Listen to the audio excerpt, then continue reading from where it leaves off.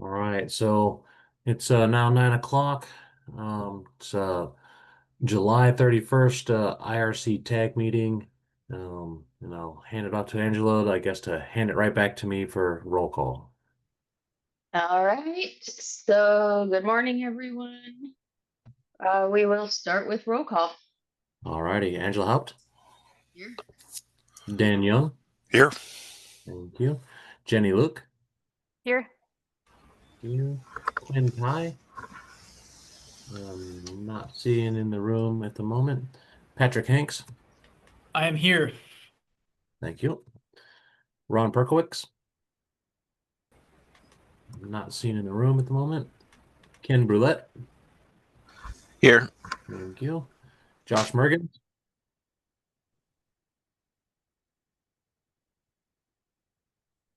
I see Josh, you're on, but you're on mute.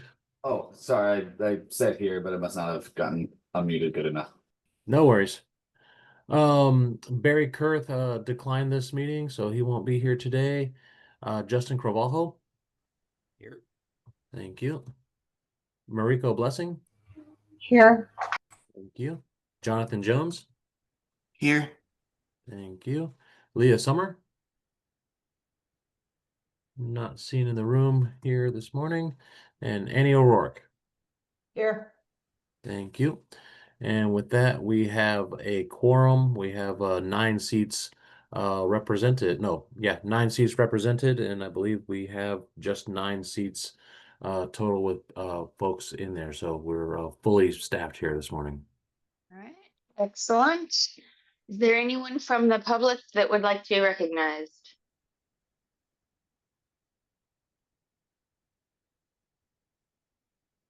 No hands on my end.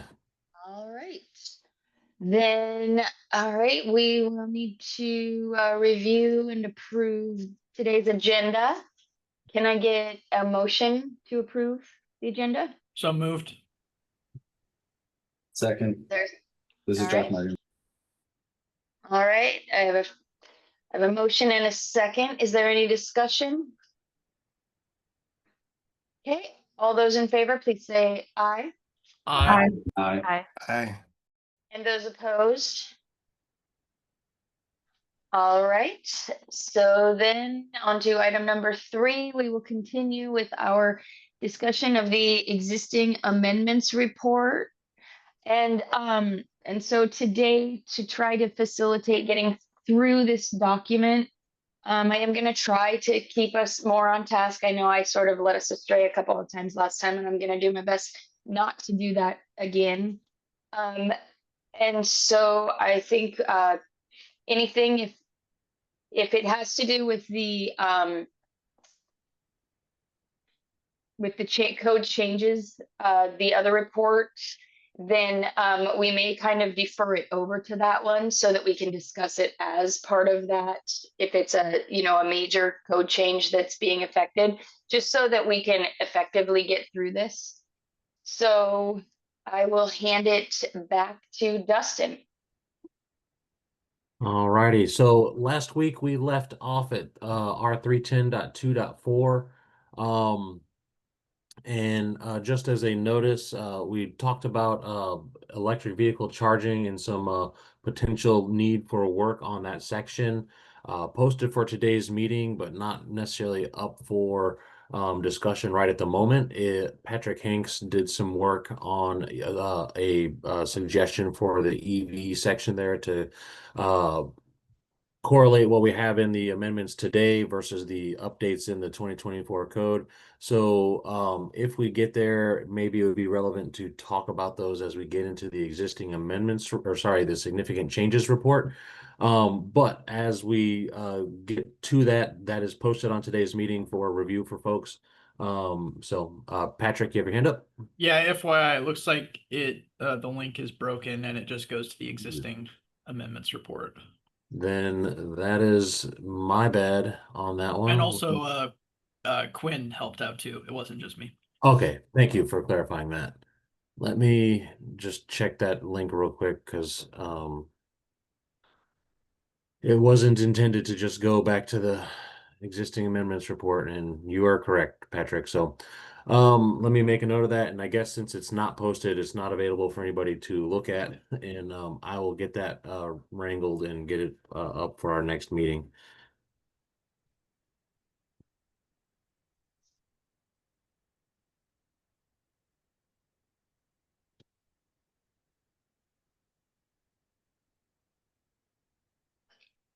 All right, so moving on to 310.2.4, we have an existing amendment for emergency escape and rescue openings.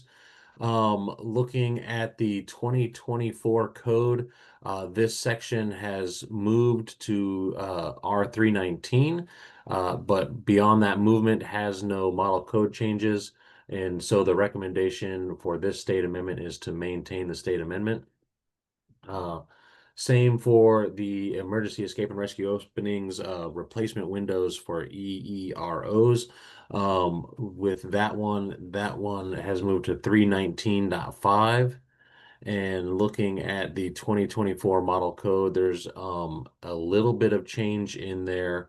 But because we don't adopt this section, the recommendation is to maintain this existing amendment. Moving on to 311.4 vertical egress. This section has moved from 311 to 318.4.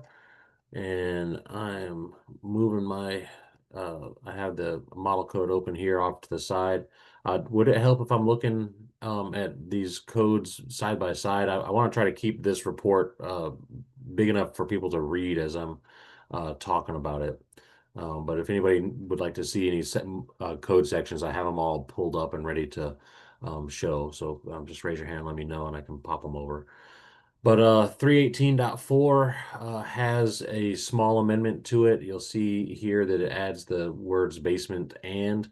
So the recommendation for this section is to modify the existing amendment. Mariko? Yeah, I just wanted to note that there's one other change between the 2021 and 2024 model code for that section, and it does strike including habitable attics and basements and changes it to that R. Okay. I got messed up. My cursor was not on the cell that I was looking at when I moved things around.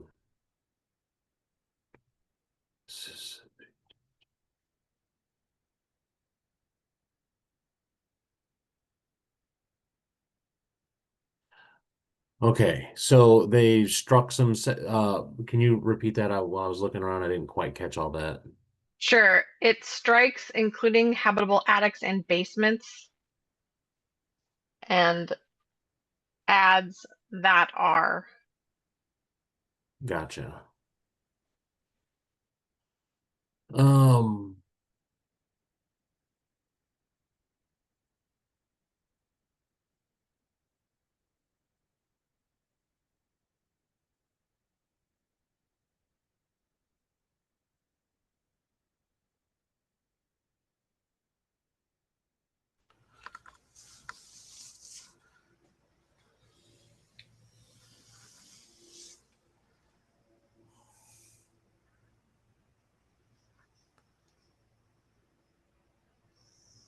Okay, so that indicates there, so that R in the documents I've been looking at, they don't indicate that as a new change, but looking at what we have going on here, that is correct. So the recommendation would be to modify the existing amendment to incorporate those changes.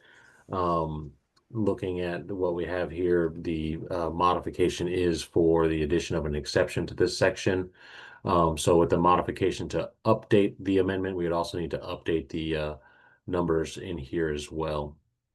But we can get that taken care of through the proposal process. Looking to alternating tread devices. 311.7.11 has moved to 318.7.2. Sorry. Did anybody have any concerns with removing the words including habitable attics and basements? Just to be clear. I just wanted to make sure. Thank you for the question, Angela. I think that is a good one. I guess it added basements in the front. Does anybody, I guess, have any issues with removing habitable attics for clarity? I don't, I'm just making sure.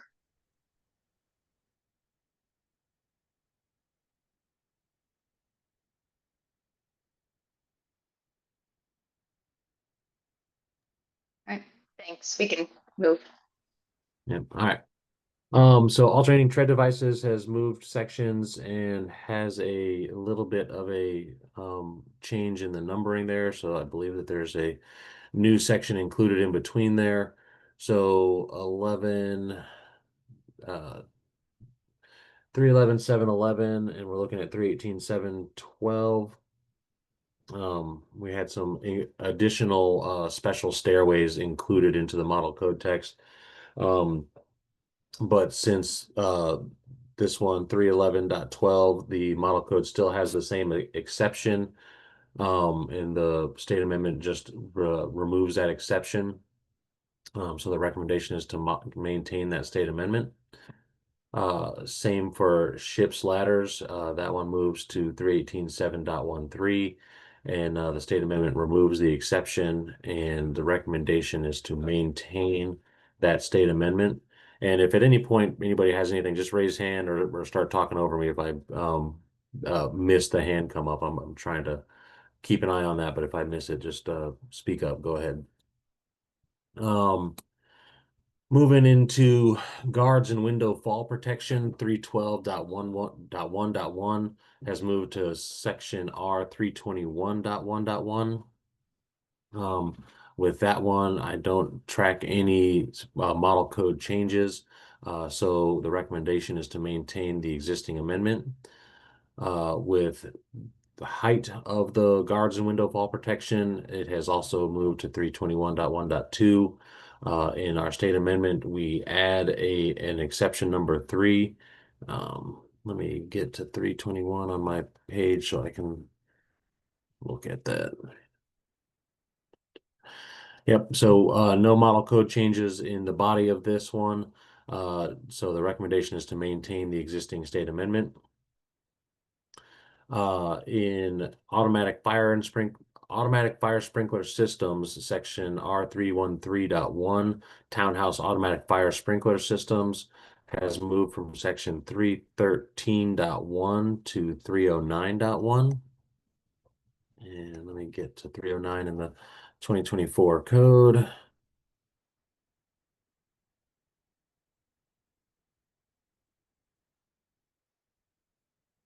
In this one, there are no model code changes, and so the changes as seen here in the state amendment are recommended to be maintained.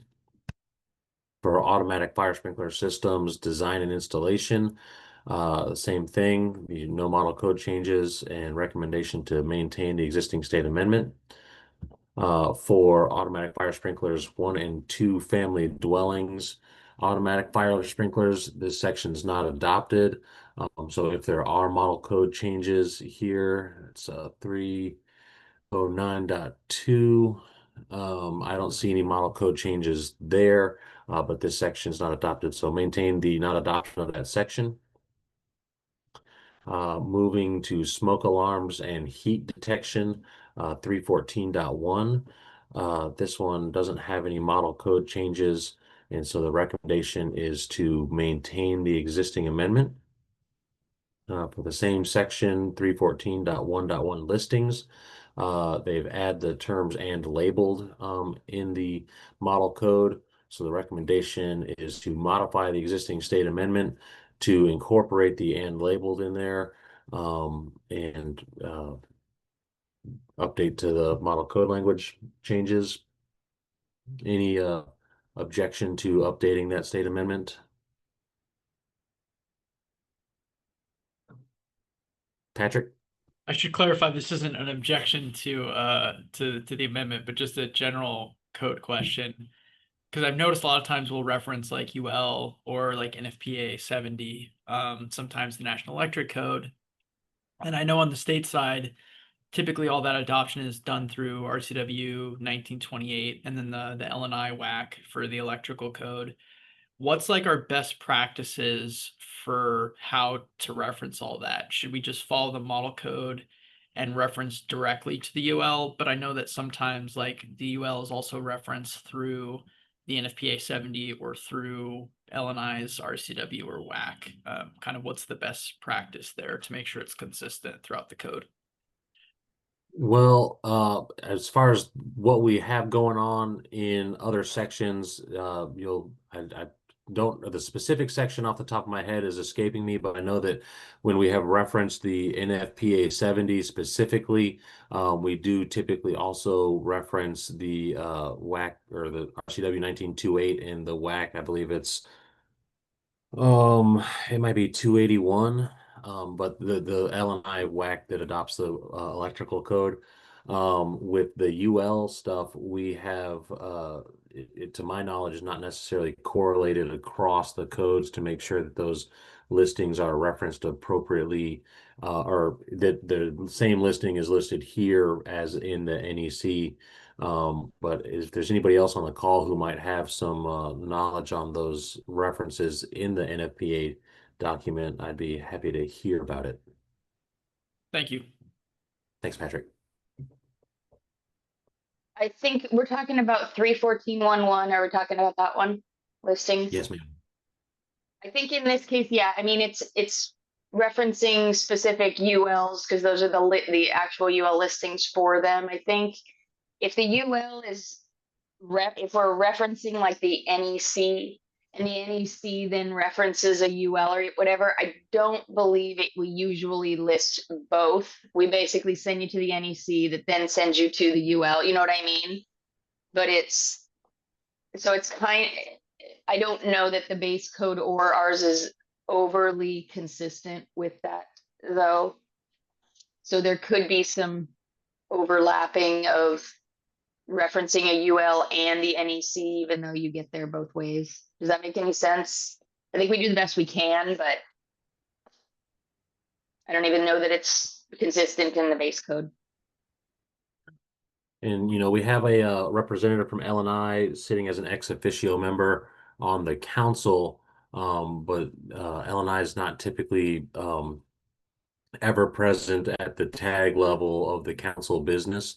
One thing that I would like to try to foster a little bit is a little bit more communication with L&I on the stuff that they are regulating.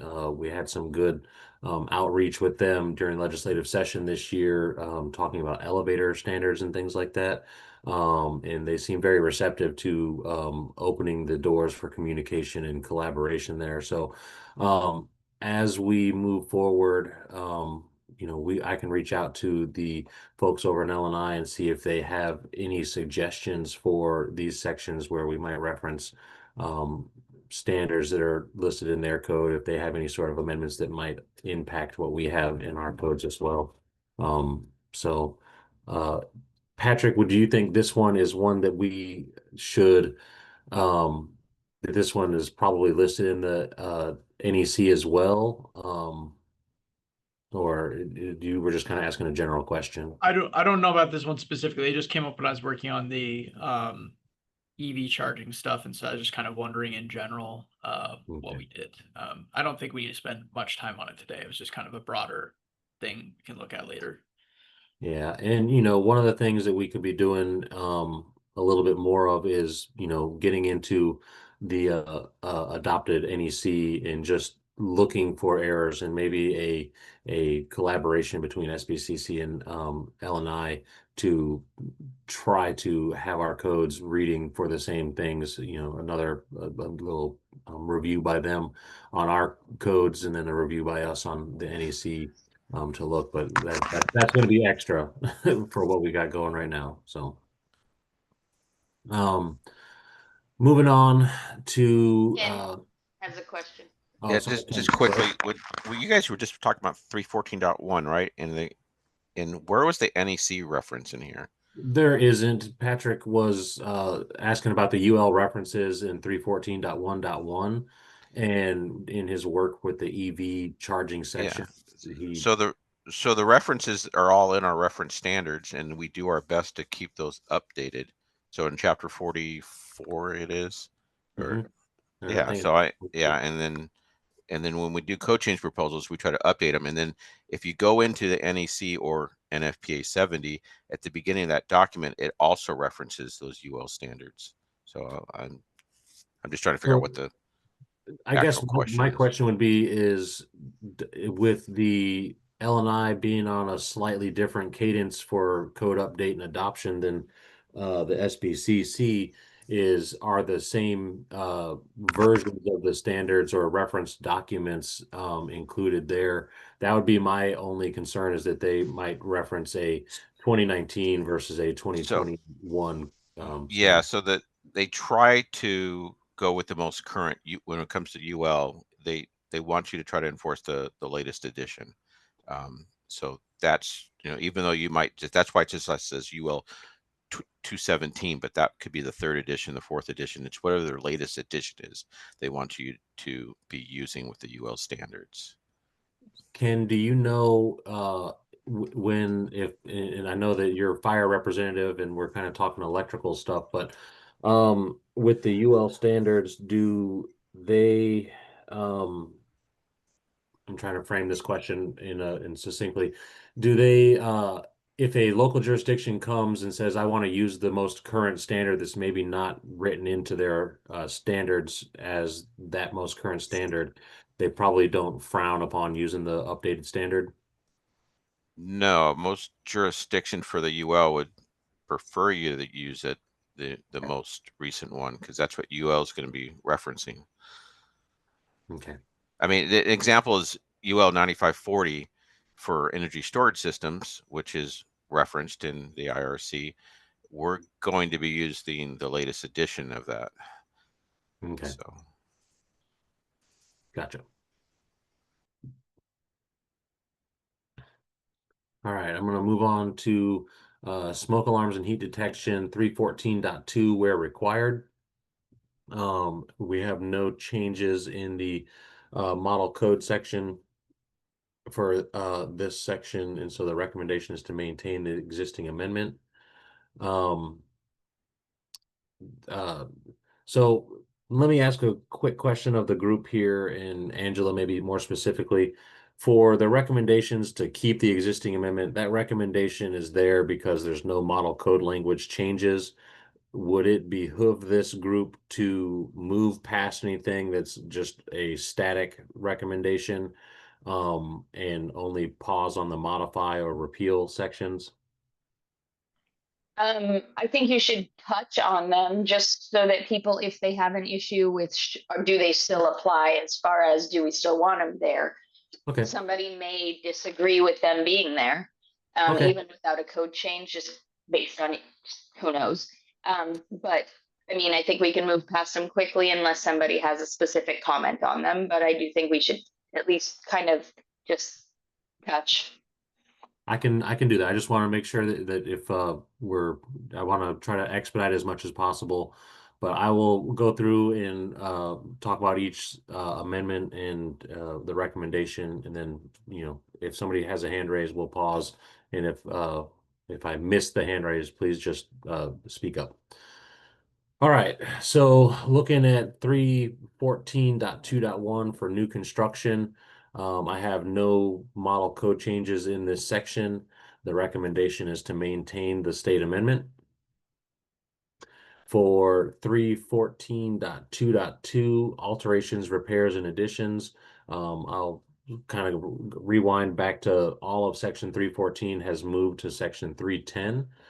But in 314.2.2, besides the movement, I have no model code language changes, and the recommendation is to maintain the existing amendment. For R314.2.3, this particular state amendment has no correlating model code language, so this is all state amendment here. The recommendation is to maintain that state amendment in a target location of R310.2.3.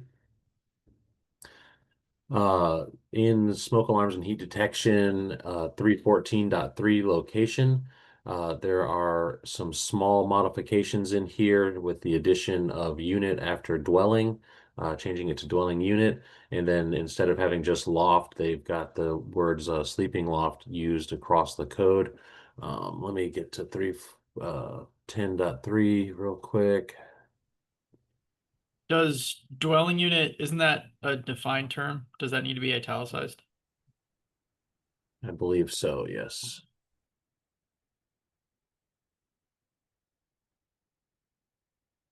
And then sleeping loft is also a defined term. And so with the amendments here, we add in number 5, and then number 7 here is almost exactly the same as the model code language changes. They've added a new number 6 to this section, and new number 6 reads, within the room to which a sleeping loft is open in the immediate vicinity of the sleeping loft. So if we're maintaining this and incorporating the sleeping loft in next code section, next code cycle, this would just be all black text in here, and the amendments would be just what we have going on here in 4 and 5. But the recommendation is to modify to incorporate the new model code language for 314.3. I see a thumbs up from Patrick. And I'll just pause a little bit more. Does anybody have any other comments on this section before I move on to the maintain sections? Not Just seeing the any. same one that I talked about on Tuesday, where we have to figure out later if we're calling it a sleeping loft or a loft. Gotcha. Okay, make a quick note on that again.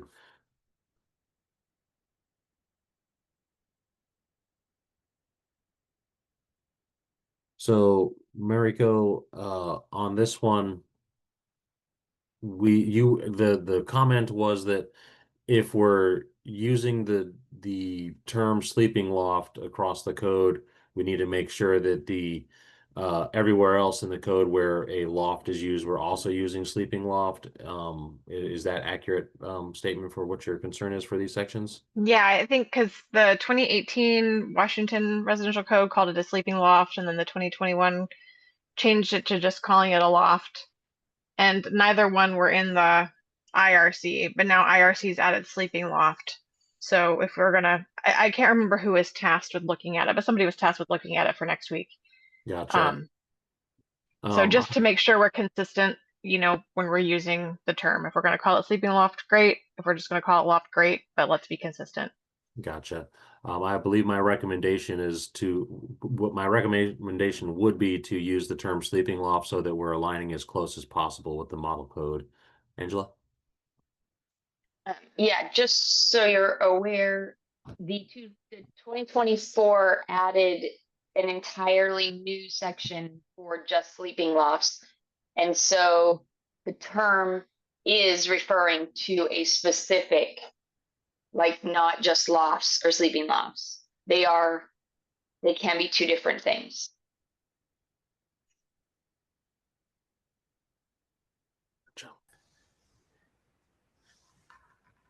And that code change did come from WABO. Yes, we did push very hard to get that through. So that was basically a Washington delegates thing to get this. And in the 27, I think the word sleeping might be going away because somebody might be overruling us a bit. But for the 24, it is sleeping loft. And so if we were going to refer everything back to loft, then we'd need to take into account the new section R315. Because it was a distinction that was meaningfully made.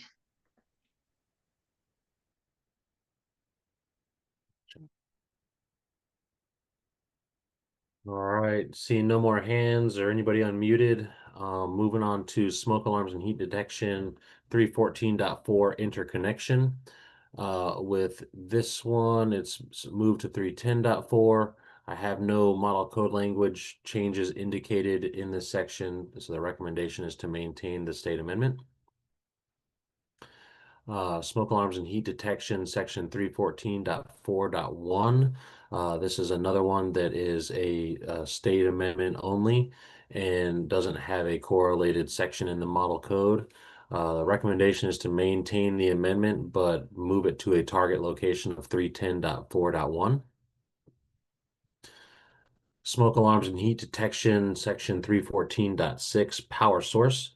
I have a little bit of a model code change. I may have that not quite right, but I have 310.2.2. Let me take a quick look at the 2021 in here to see if that section reference is still the same.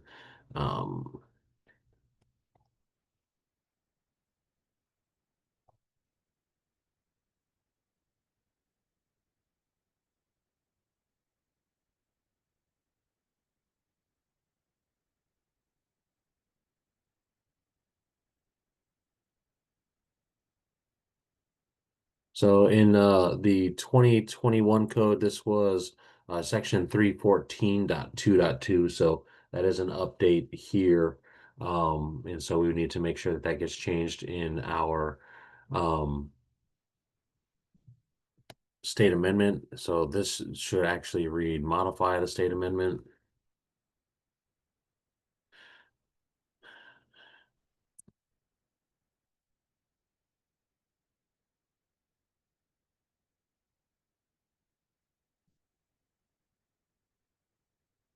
And that's just to modify to make that section reference change.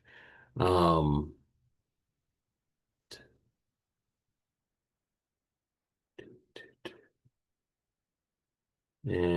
this should be indicated as a blue strikeout. Okay. Into carbon monoxide alarms, section 315.2, where required. Let me look at what they have going on in here. This is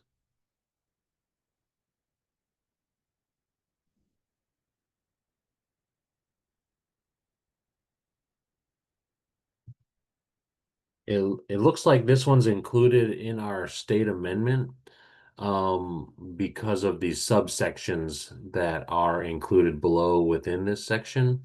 So there's not actually a modification made to section 315.2. When I first joined up with SBCC, I was wanting to strike sections like this from the WAC, but I was told that it's more clear for folks using the code to have this in here, even if there's not a state change. I would like to discuss that just a little bit. Is this good to maintain in the WAC section, even though there's no state amendment to 315.2, Angela? I guess I'm confused. Why is this considered a state amendment? Why are we putting it in the WAC? That's exactly my question. So there is no modification to section 315.2, but there's modifications to 315.2.1 and 315.2.2. So in my work with the fire code in 2021, that's where I was informed by Stoyan that we keep these sections because it indicates that the whole section has a modification, but I would think that it'd be my desire to not maintain this section in the WAC as we move forward, because to me that indicates that there's a change here, but there's no change here. Yeah, I personally, if we're putting that in as a WAC, I'd be like, okay, reading it over and over, looking for, wait, what's the difference? And getting confused as myself. I don't think that is appropriate to leave it in there, but I'd like to hear from anyone else that may disagree. I don't think we need to highlight the higher level to show that there are changes in the lower subsections, personally. That's my thought on it, but here's what's adopted in the WAC for this section right now. And it's just like you said, Angela, when I first started reading some of these sections and there's no amendments to a section, but it's included in our WAC, it becomes very confusing to decipher that there is no change there. So And And I think especially if we're doing the Washington codes where it's all integrated and everything, so that you're not necessarily needing to go to the WAC to see the entire section. But again, if somebody else thinks that this makes it clearer, then great.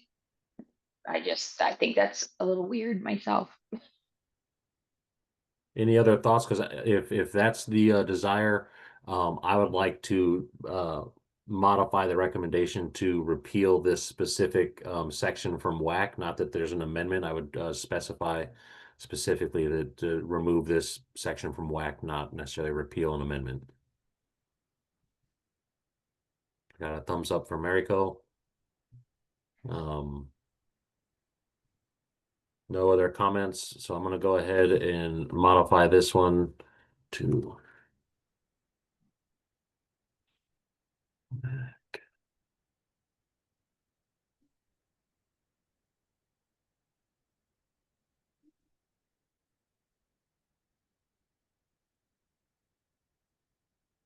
and it is also possible that this is a legacy amended section and the language has just been maintained and it aligns with the model code, and maybe there was an amendment to this section in the past. I wasn't able to get that far down the rabbit hole on the genesis of this in our code. And I think we've said we would like to try to simplify this process by not having unnecessary extra amendments. But we never actually put time aside to actually really review the existing amendments and decide, like, can we live without them, to pare them down as well. And I don't think we'll have time this process, but just something to keep in mind. Agreed. Thank you, Jen. Yeah, that's kind of part of the tag reviewing this document. And if you have an opinion on that, this would be when to discuss it. But yeah, sitting down and actually, that's the difference a little bit with this being prepared by staff versus prepared by the tag, is that discussion up front is kind of a little missing. So you are correct on that.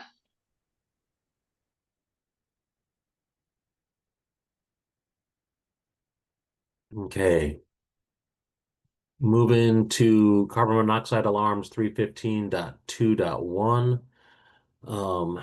Is so carbon monoxide's moved from 315 to 311 and let's see, 311.2.1. I have no modifications in the model code for this section.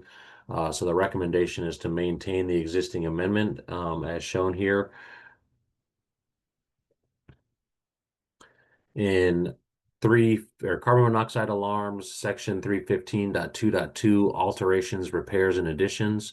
For this section, I also have no model code language changes, and so the recommendation is to maintain the existing amendment in its form. For carbon monoxide alarms, 315.3 location, I have no model code language changes, and the recommendation is to maintain the existing amendment. Getting into solar energy systems, 324.3 photovoltaic systems. This section has moved from 324 to 329. And let me get to 329 so I can look at it while we're talking. I have a question back on carbon monoxide alarms for Lewis. And I'm sorry, I've been in and out trying to be on today, and I'm up by swim, so I have to only go by the phone system. But on carbon monoxide detectors, and I don't have it in front of me, but are we stating in there has to be one on each level versus just the model code requiring one in the home? Because I believe there's an AG opinion that to the realtors that we have to have one on each level. That is written into the state amendment to this section. So if there was a desire to not have it on each level, we would need to have a proposal brought in. But by my understanding, each level of the dwelling is a long-standing state amendment to this section. And I just wanted to make sure that that was in there, so that's fine. Thank you. Thanks. Ken? Yeah, so we'll be diving into this since I have a code change petition for 311 for carbon monoxide alarms, so we can dive into this one definitely later. Gotcha. All right. What's your proposed amendments roughly? I think this is Ron. I'm talking to you. Just jump on the website and you'll see the petitions, and it's all of R311. You'll see it. Okay, thank you. Is this Ron? Yes. Okay. Let me mark you as here for the meeting. All right. Photovoltaic systems, section 329 in the 2024 code. 324.3 photovoltaic systems has no model code language changes in the 2024 code. So the recommendation is to keep the existing amendment as is. Getting to 324 solar energy systems, 324.4 rooftop mounted photovoltaic systems. I have a recommendation to modify the amendment, and let me see. It's just a suggestion to remove the amendment referencing section R907 here and just go back to this section. And so is there any heartburn on that recommendation, or should we make, like, I don't have a reason statement for that one, just that I think that this is more clear and aligns closer to the model code language.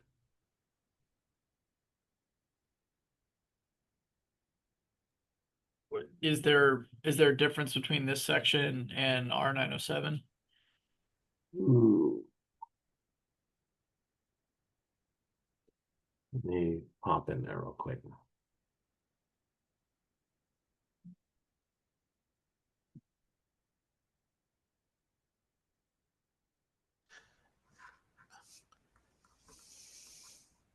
It's a circular. Yeah, now that I'm looking at it, it like leads you to 907, which then points back to this section, and it's a I don't have a great term for it off the top of my head, but it's a circular loop, and doesn't really serve to make it clear what's required for the rooftop mounted systems.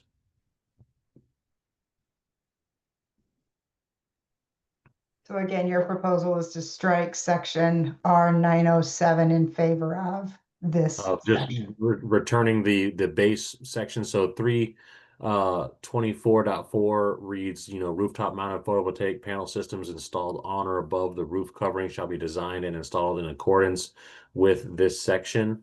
And the section R907 is just points to another, it's just confusing. So just return the base part here to model code language, and then maintain the exceptions, which are really where the amendment lies in this section. So I guess my only question is that section R907 also references NFPA 70.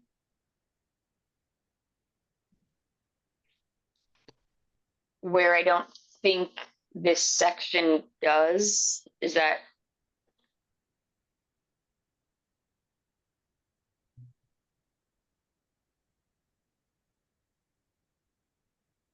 I mean, that is the main difference, I guess. Yes. So maybe remove the reference to R907 and also add NFPA 70 to this particular section.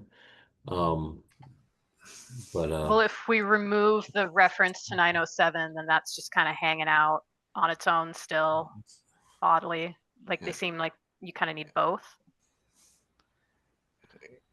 It's existing language in 907.1. It's just a pointer. I think Dustin's right, just to get rid of and go to base code language. You have to use both sections for rooftop mounted photovoltaic panel systems. So NFPA 70's been in there for the previous code cycle, so that's nothing's new.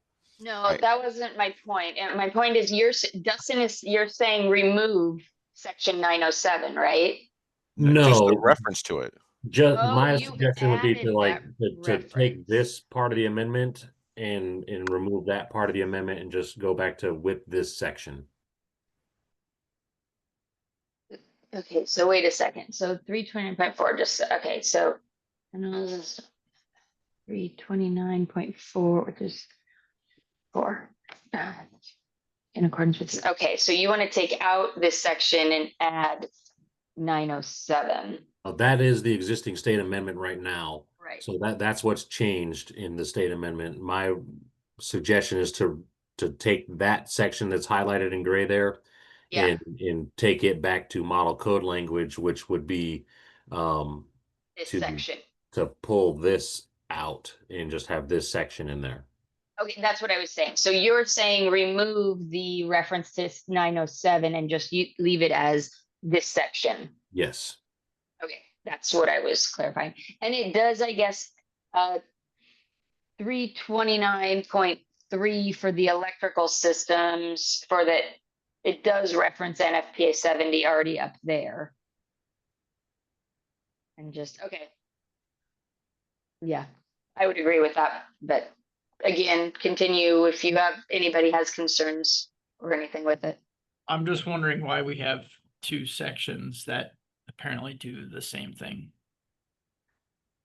I think it's, kind of results from the model code having these sections in them, not because Washington necessarily needed that. And so they wanted to clarify to point to the section in the roof assemblies section. But I do recall when I was the building official that you start going to one and the other, and it's like, what do we get from 907 that we don't already have in 324? And it becomes, like we were talking, circular navigation of that code. And so from experiences at the ICC level, this is somebody thought that it was confusing and that because this is under 907 is a section of, rooftop mounted photovoltaic panels. They wanted it specific, and in case people were confused, and it is just a pointer section. I mean, that is the entire section is pointing back to 329 and NFPA 70. And it's simply specific to photovoltaic systems mounted on a roof. So. Okay. So again, 320, sorry. No, go ahead. So 329 is supposed to be where the meat and potatoes are, and 907 is just pointing to that, and NFPA Yes. 70. Okay. Yeah, I mean, seriously, that 907 or whatever, it shouldn't even be there. In that sense, I'm in favor of removing the circular reference. I concur. Do we want to include the NFPA 70 as part of this change to the amendment or not? So NFPA 70 is listed above under 329.3, where it says the electrical portions of solar PV systems shall be designed and installed in accordance with NFPA 70. Is there Right. anything from NFPA 70 that would apply elsewhere? Or did we remove that? Well, we have chapter 19.28 kind of pointing to the NFPA 70.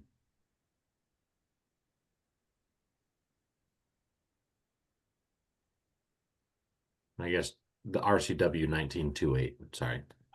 I feel like the model code probably just puts this in because maybe sometimes there's jurisdictions that don't have an adopted electrical code, and so they want to make sure things are being done a certain way. But my understanding is that anytime you're putting in something electrical, that's going to get inspected by LNI for compliance with the electrical code, regardless of whether or not we tell them to do that.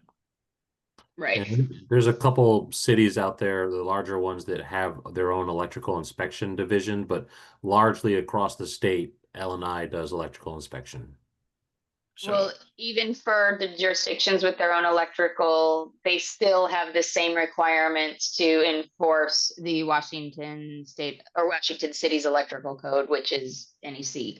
So, yeah, I mean, so I guess what I'm saying is I think if we miss a reference or something, I don't think it's going to be the end of the world because it should all get inspected anyways. Gotcha. yeah. So I'm gonna highlight this as the section that we're kind of targeting for this comment over here.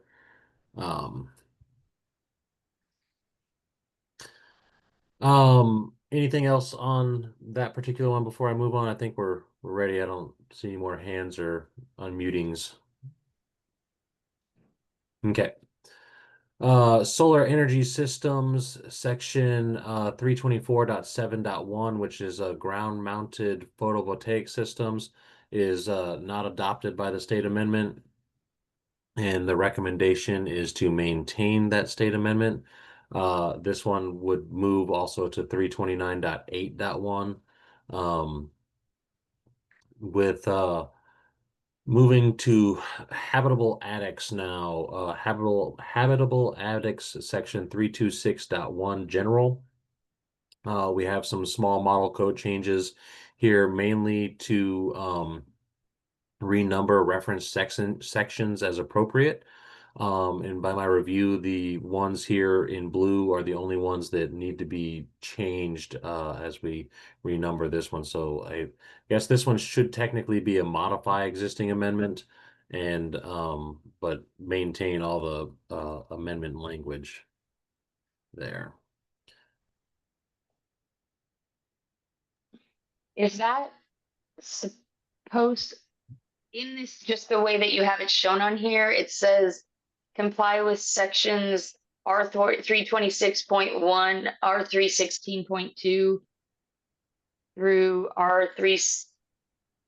Were there some, is there some extra? I think that these R326.1s need to be renumbered as well to 316.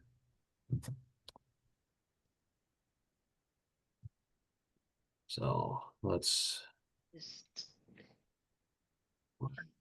strike out.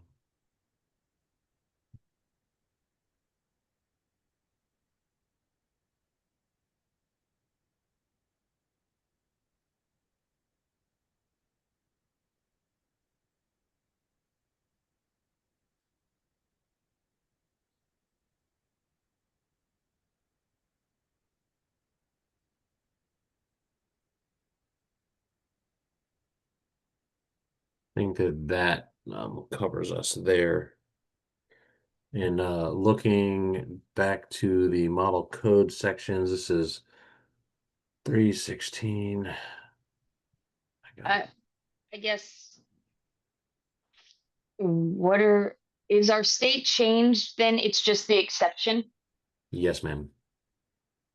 Okay, so then this should read habitable attic shall comply with sections 316.2 and R 316.3. 2 and Not the through. I okay, and I gotcha. Wait. Let me just verify what's in the 21 version of this. This is Yeah, because when it's only referencing two sections, it wouldn't be a through because there's no subsections to them either. right. So this was 3.6 in the 2021 version. This is 326.1 through 326.4. Okay. And so we had new model code sections there. And then looking at the 2024 316.1. So it actually looks like the base code missed. The 316.2 and 316.3 but it's not including the means of egress requirement. I think that's an error.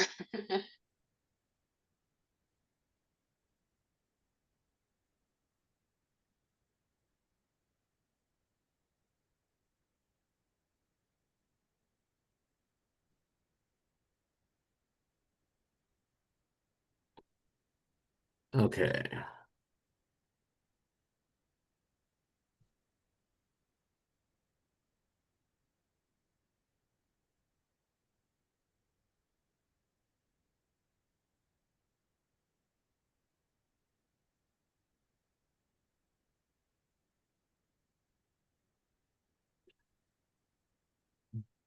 So I was going to say, when they're just updating their sections and we're fixing the sections to match, that part isn't really an amendment, right? That's not really the only actual amendment here is the exception. So I think you could just use base model language, and then the only amendment would be exception, the exception.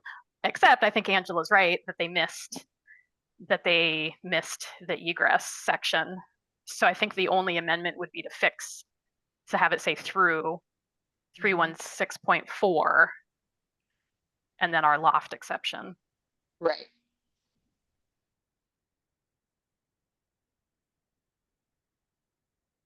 Mm.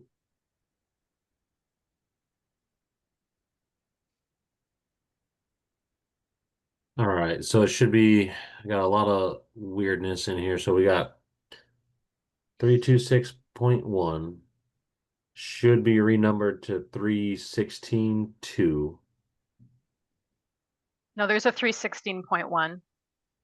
Right, but So 316.1 is what we're looking at right now, and that just points to the subsections here.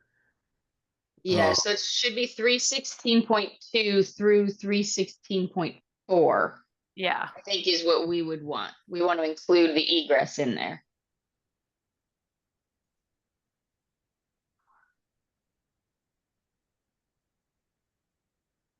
Believe that there, while being very tiny, is accurate for what we're talking about right now. And then maintain the exception amendment there.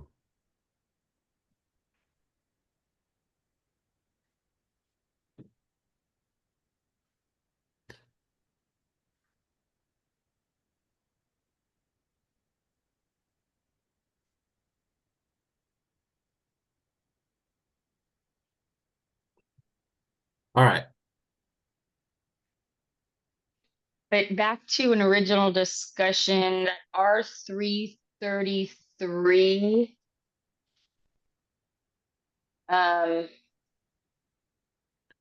There is no R333 in the 24 code.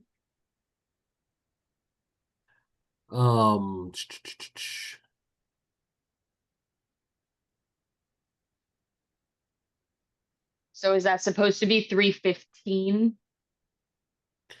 Well, in the it should be 315 in here. Well, I believe so, yes, because in the 2021 code 333 is lofts. And that speaks back to Jen's comment that we had lofts in here, and now the model code's using sleeping lofts in here. And there is a new section for sleeping lofts included here. And so that's coming up for us to discuss here in a minute. But I think that this one should be changed as well to not point to 333. And let me see if I can, it should be 315 in here. So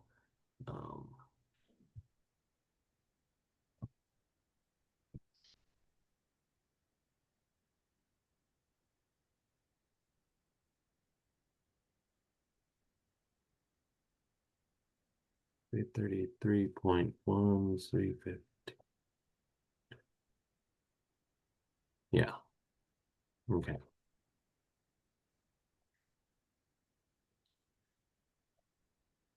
And I think it should also then that term lofts should be changed to sleeping lofts.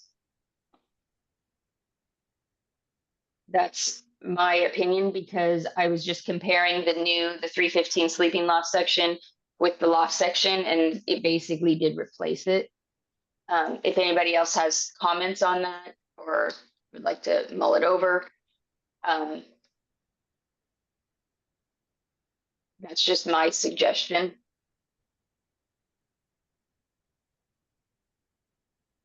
Because I think, to Jen's point, wherever lofts is used, because the term was basically changed, it should probably be changed to sleeping lofts, but that's something that maybe, Jen, if you want to look through the state amendments or whatever to see where it applies, I have it on my list to do, just to make sure that that consistency would work.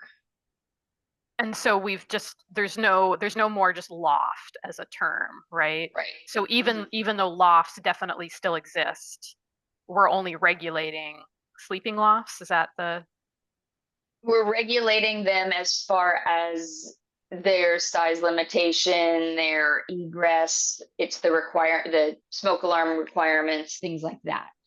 No, well, there are lofts though that are not, like, somebody can have like a great room, and there's like this, like just almost like a mezzanine area, and it's not really intended for sleeping. So we're not regulating those, only if it's something that's seems either obviously to be, or because they are designating it as a sleeping loft.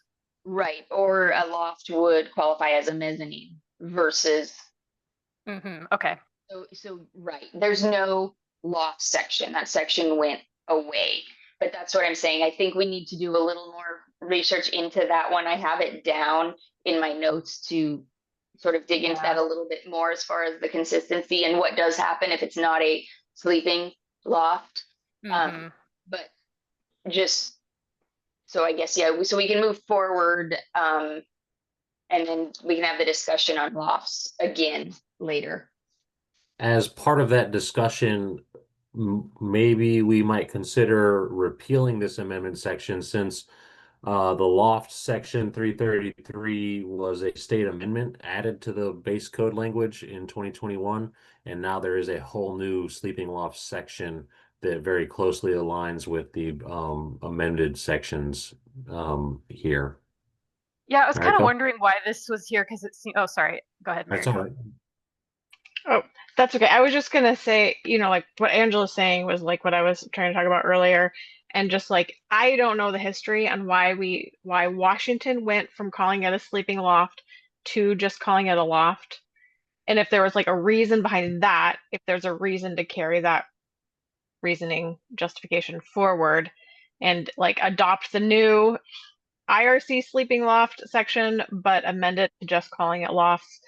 Like, since I don't know the history behind it, like that's kind of what I was wanting someone to look into.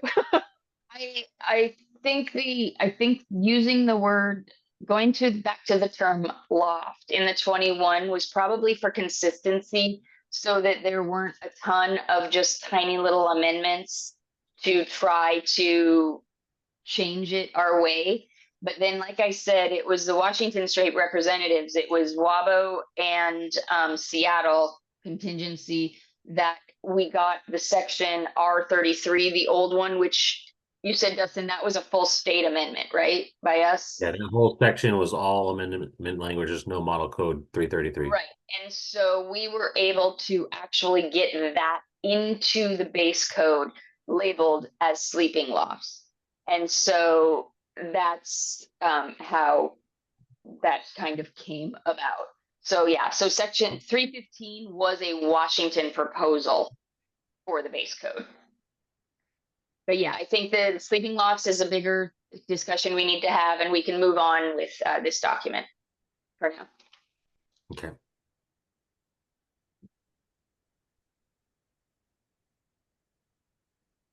Can you note, like, do we need, as one of the points here, like, do we even need this exception here? Because oh yeah, that's right. Because you can have a habitable attic or a sleeping loft, or you could have them together, but it's sort of weird. Like, okay, habitable attics shall comply with all this stuff. Is this trying to say, except maybe actually what you have is a sleeping loft? Is that what it's trying to say? It's a little, it's hard to read and kind of know, like, why, like, exception you know, you could say exception stairs, blah, blah, blah, comply with that section. Yeah, It it's just seems basically it almost seems saying random. it does because a sleeping loft is a defined term and a habitable attic is a defined term. So if it's a sleeping loft, then it meets one section. This is basically again saying, you know, don't call your sleeping loft a habitable attic. But I think that's kind of yeah, I see where you're going with it. So yeah, but I guess that's base code. I get that added that exception in. So yeah, we should take a look at that offline. So yeah. So the base code doesn't have that exception in there. And It so, does in the Oh, 2024. for 316.1, Oh wait, I'm in mezzanines. Oh, sorry. I was looking at mezzanines, 314.1. My bad. No.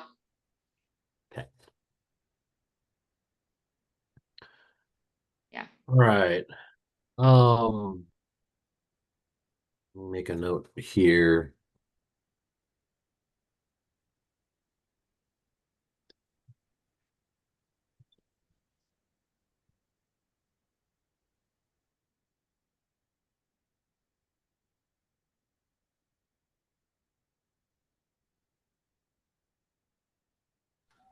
So was the consensus to keep the exception or modify the exception or delete the exception?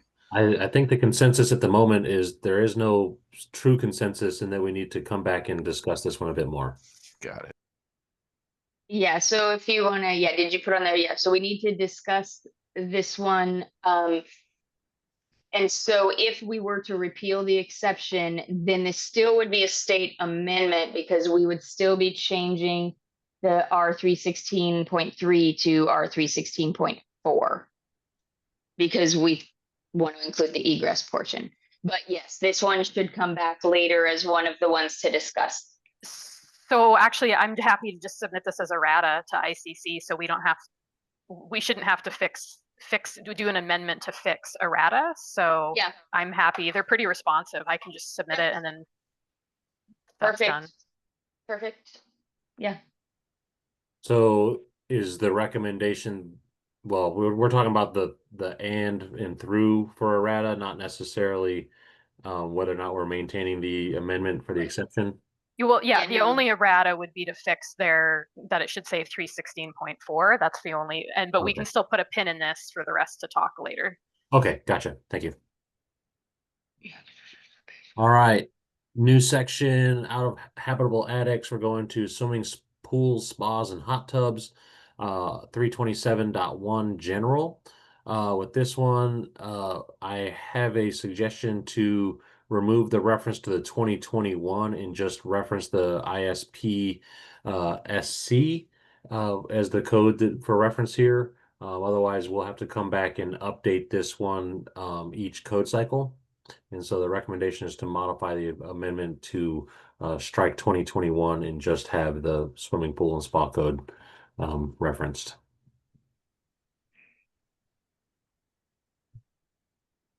Jen? So I try to actually follow some polite process here. I think we should just do whatever is consistent with the rest of the model codes and how they do that. If either we update this every code cycle to be the specific current one, or we say current, but I just want us to do it consistently everywhere, whatever that is. My opinion.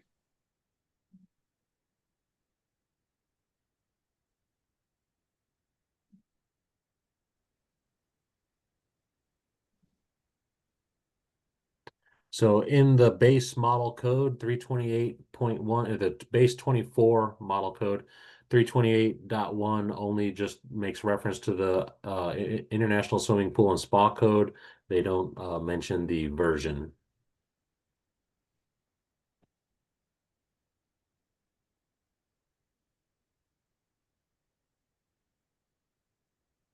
So the current version is assumed then? I would say yes. Sounds good to me. Yeah. And I guess if you were a jurisdiction who didn't have the state adopting everything for you, I would say that most jurisdictions are adopting the suite of codes like 2018, 2021, 2024 versions of the codes. And so that if this is in there in other places, the year is probably not referenced, and they're assuming that you have the same suite version adopted. Yes, so in the 24 code, it references the 24 edition of the swimming pool and spa code.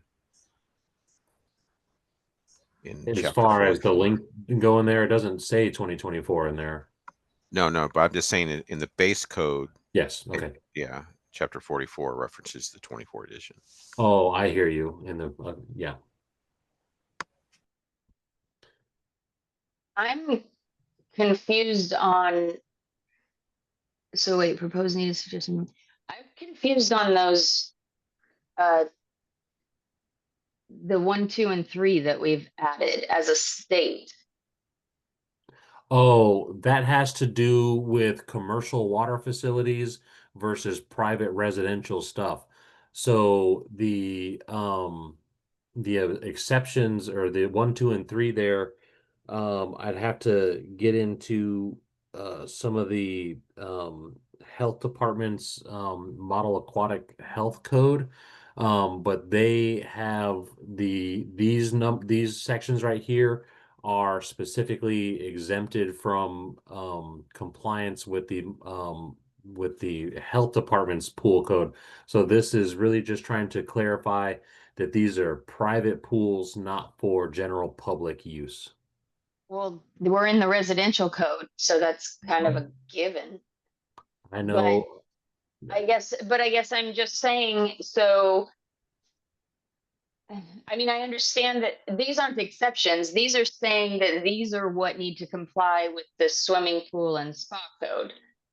Yes. Because Yeah, if you're not one of these, you'll be complying with the model aquatic health code adopted by the health department. It's a completely different text. And how would any of those fall under the residential code? Well, one of them is that operated exclusively for physical therapy or rehabilitation under the supervision of a licensed medical practitioner. This is just clarifying language that's I'd have to go back and look Okay. into the WACs and RCWs Yeah, I assume find it's the coming from an specific RCW. I just think it's unnecessary personally, but that's all right. If it's coming from an RCW. Josh? I was just going to mention the IRC can apply to townhome complexes, and I think that might be where some of this is coming from. So there are multifamily situations that don't fall under traditional multifamily because they're individual townhomes, but they can have communal pools, and I think this is just a pointer trying to get us away from that. I don't know that for certain, but I certainly know that townhomes can be designed under the IRC. Except that this actually, the way this is worded, a pool that's associated with townhouses, if we're not calling them a single family dwelling, this does not apply to them. Because this specifically says for the sole use of residents and invited guests of single family dwellings, sole use of residents, invited guests of duplex owned by residents, or physical therapy. So this does not include townhouses. So if you have a pool, a common use pool for those, then that would actually count as a multifamily facility, and it would be under the health department, whatever other document you said, Dustin. Right, correct? So I guess, is that your point, Josh, is that those don't fall under this, and so that's why this list is important? Yes. Okay, gotcha. Thank you. So you just had to talk it through. All right, I'm good. Okay. Getting into energy storage systems, R328.2 equipment listings. Energy storage systems section has been moved from 328 to 330.2. In this one, energy storage systems was changed from the spelled out version to ESS. or that it was just removed from there and just left ESS in the Washington Amendment. And my suggestion is to maintain the exceptions that are added by the Washington Amendment and add back the energy storage systems to more closely align with model code language there. In 330.2, they do have it listed as, or drafted as the energy storage systems parentheses ESS in there. And I do have another petition for this one that we're going to discuss in detail. So it might be a good way to save time. Just move on. Gotcha. So I'm going to put a comment in here, petition received.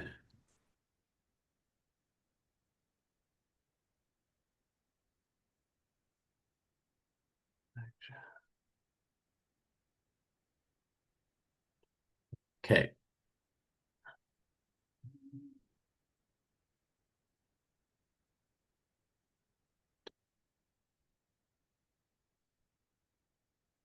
And then for the remainder of this section, we have existing state amendments here. Let's see, 330.2. And I believe that all of these are state amendments that are additive to the base model code language. And Ken, just maybe for clarity, does your proposal that's in on this one cover these sections as well? Yeah, I'm pretty sure I take a look at all of the energy Okay. storage system section and yep. Gotcha. So the recommendation from staff is to maintain these, but if we have a petition, there's potential movement in these sections based on that.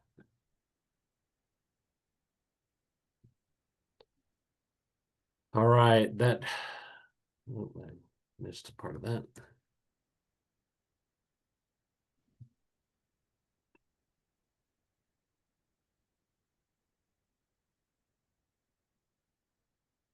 All right, that takes us out of energy storage systems and brings us to adult family homes. This whole section for adult family homes is additive to the 2021 code language and would also be additive to the 2024 code language. And so the recommendation is to maintain all the existing state amendments for adult family homes, but renumber them to fit in after the other chapter 3 sections to R333. The only change I'm suggesting that we have is for R330.2 to repeal that, because that's not a requirement to list that as reserved and then renumber these sections. But we also have a petition in for 330.2 from Quinn. And so we may not need to renumber these as I have suggested here in this report. Any discussion on adult family homes?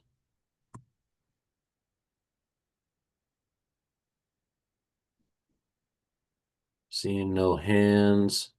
Sorry, real quick. I was frozen for a second. I emailed you earlier. I couldn't access Quinn's proposal. I know we're not talking about it now, but I got an access denied when I clicked on the link in the report. Okay. Let me make note.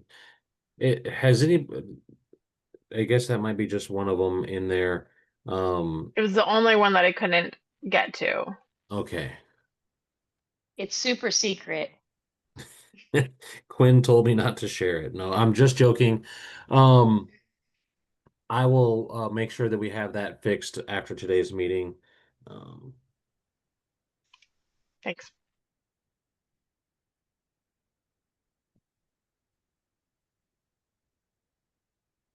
All right. So I do believe that Quinn's petition is mainly there to clarify the application of sprinkler requirements to adult family homes. But we're not talking about that one. So The main, I guess, takeaway from what we're talking about for adult family homes is that if we adopt the provisions in the proposal for this section, that the renumbering recommended for this section won't necessarily completely align with the target locations here. They would be remain the point threes and the subsections would remain the same, just renumbering to 333.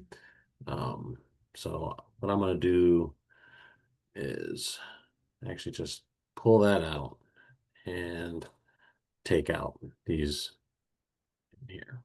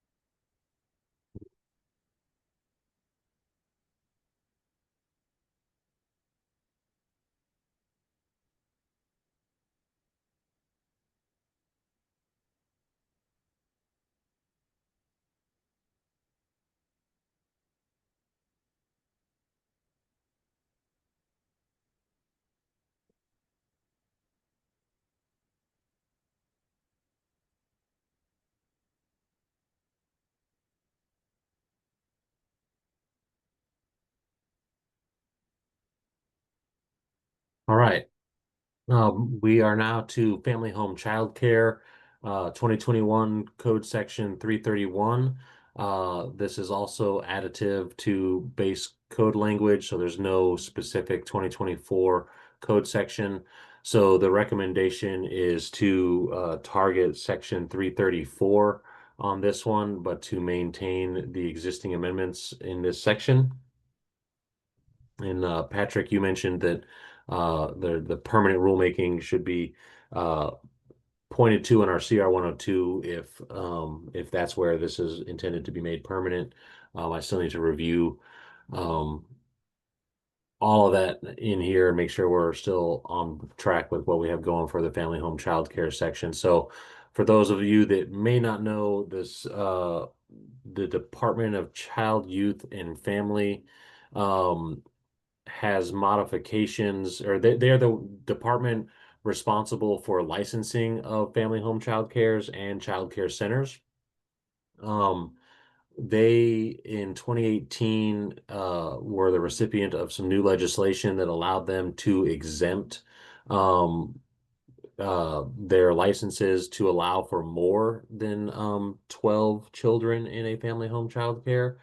And so what ended up happening was several, or a little more than several, but a group of family home child cares were licensed to allow for more than 12, and we had instances of up to 30 children in a family home child care setting. So they approached SBCC to talk about updating the building code or the residential code to kind of correlate what they were allowing, because there was causing some issues when folks went to jurisdictions. In that process, we discussed updating the maximum numbers allowed in family home childcare. Going above 16 was a non-starter for tag members involved in that work. And so included in here, we have children up to 16 in a family home childcare. And then if you go above 12, there's some additional requirements in this section. And so there's been some movement in the last year on this section, and we want to make sure that that's incorporated in the permanent rulemaking as we move forward to 2024. Angela. Sorry, I was just talking to myself. So my question is on section 331.3 for the sprinkler requirements. Yeah, that you have in yellow and I didn't check this, but is the sprinkler requirement, does that apply to all family home child care facilities or just the ones that are going above 12 in the RCW? It's supposed to be for above 12 if the child care, would, subject to the exceptions as well. Right. So, So then in the order, numbering on that is wrong.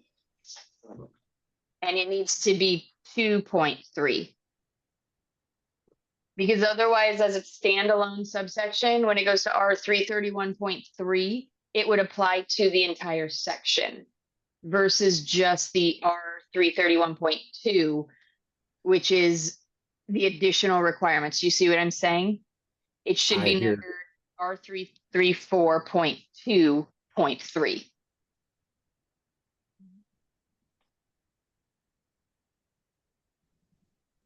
I agree.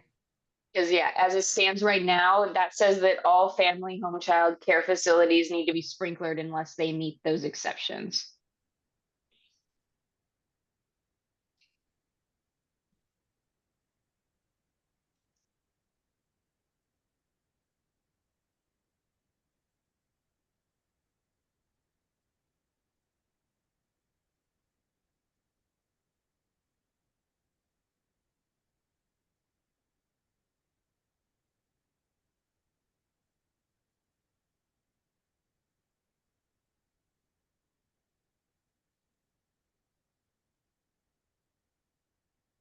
All right.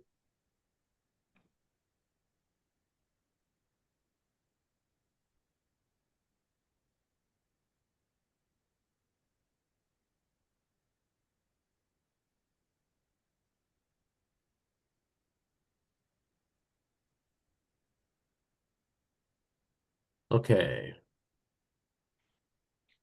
So just a point of clarification there, that section, the 30 or 331.2 applies only to 13 to 16 children. So if they have 22 children, They're an They're I. they're in the IBC if they have that. perfect. Okay, great. So as soon as you go above 16, it's 17 children, you are now a family or child care center and you're permitted out of the IBC.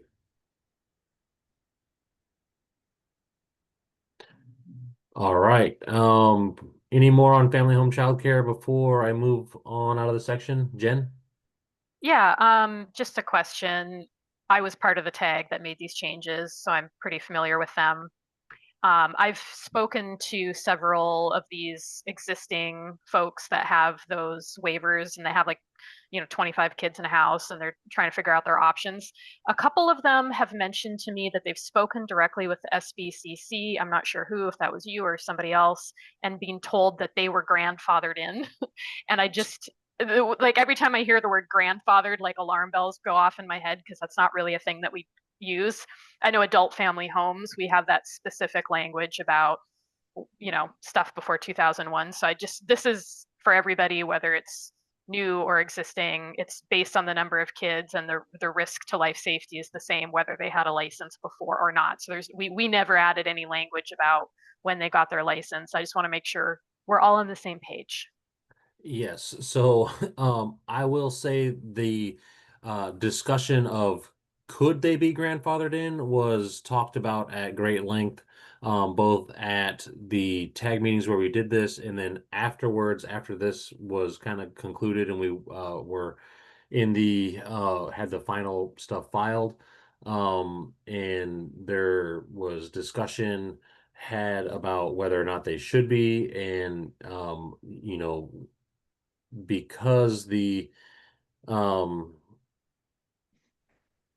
DCYF has issued licenses out for folks allowing more than 16, they found themselves in a, a sticky situation where, folks have made business plans and have existing clientele coming to their establishments, and may have made changes to their facilities to, really bring uh to comply as best they can with this section, and then their licenses are being rescinded, even though there was no expiration on them when they were issued.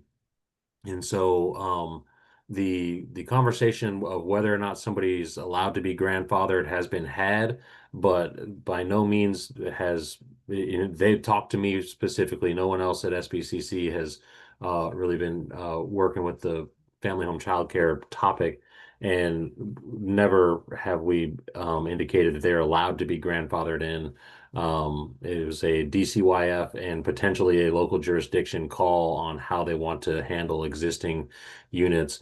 One of the big problems with family home childcare is, for the most part, is in my experience with, building official, I'd never had a single family home childcare come across my desk for a look. So if they were up to 12, I never knew if they were uh, had all the egress requirements and stair requirements that were there to protect the children. And so now that they have these sprinklers, and DCYF is requiring these applicants to go to the local jurisdiction to verify that they meet the code, they are finding themselves as a new use and having to comply with the code as it exists today. And it's a hardship for them. And so I sympathize, but I also want to reiterate that we've never authorized them to be grandfathered verbally or in writing to anybody. So Thank you. I thought they were probably mistaken, but I just thought I'd better check since we're talking about it. thank you. Okay, so if we are done with the family home childcare, I'm going to suggest a 10-minute break. Is that okay with everybody? Sounds good to me. Okay, so back at 10:42.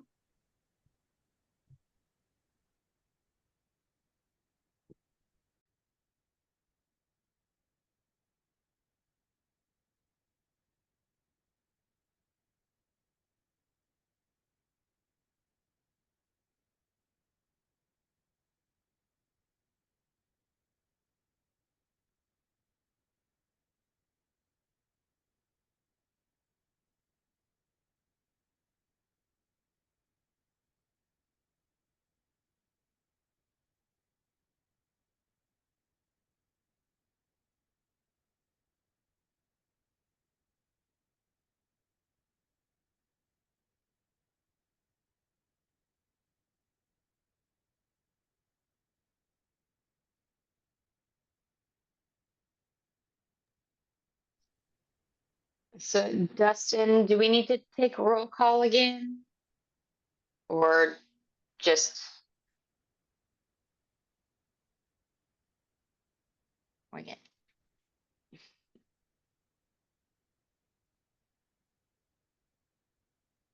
You're muted if you're talking. Thank you. I've been talking for a while without anybody hearing me, so so I was in the middle of talking about radon, but back to whether or not we need to take roll call. We've been making the assumption in most of the SBCC groups that if the names are still present on our attendees list, that they are in attendance. And then we want to make sure that we are covering that for any votes that take place.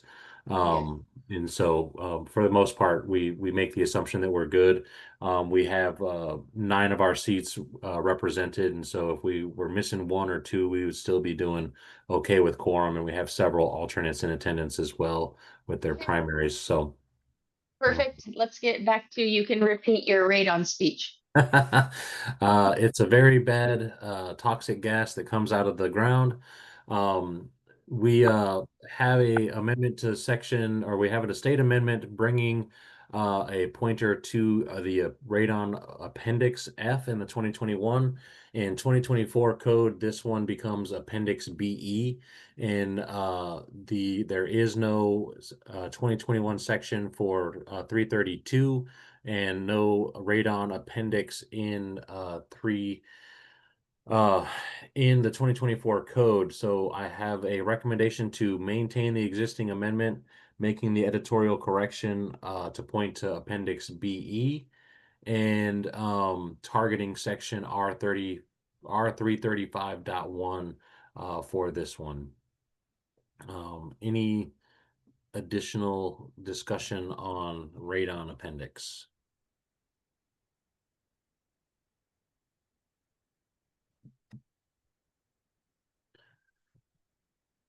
Alrighty. Moving on to sleeping lofts. So R333 in the 2021 code was all state amendment, and I believe it was brought into the 2021 code to bring a 2024 provision that was being discussed at the ICC level into our 2021 code. So you'll see here a recommendation to repeal all of the existing amendments for sleeping lofts. A proposal would be needed to repeal those. In the significant changes report, not all of this stuff is exactly as it is in the section 315, but it's mostly the same. So where we have lofts, they've retermed it to be sleeping lofts. And most of this stuff is exactly the same, minus the location change and the addition of sleeping to the term loft. And so that's my recommendation, is to repeal these sections and align with the model code language, since all of it is significantly the same. And there might be one or two additional subsections in there that we didn't have in the 2021 code.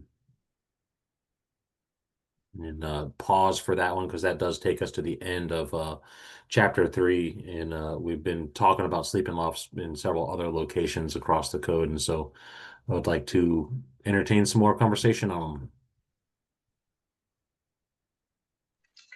Are we deferring the discussion on whether it should be loft or sleeping loft till next week?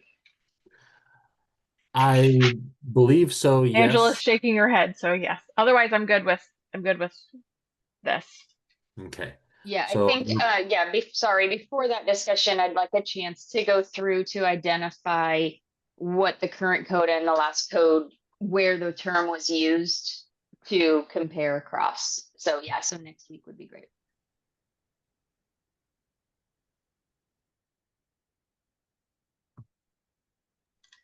Otherwise, I think aligning with the model code sounds good to me. okay. I'm just going to label all of the sleeping loft section as needing a little bit more discussion, and we'll table that for now.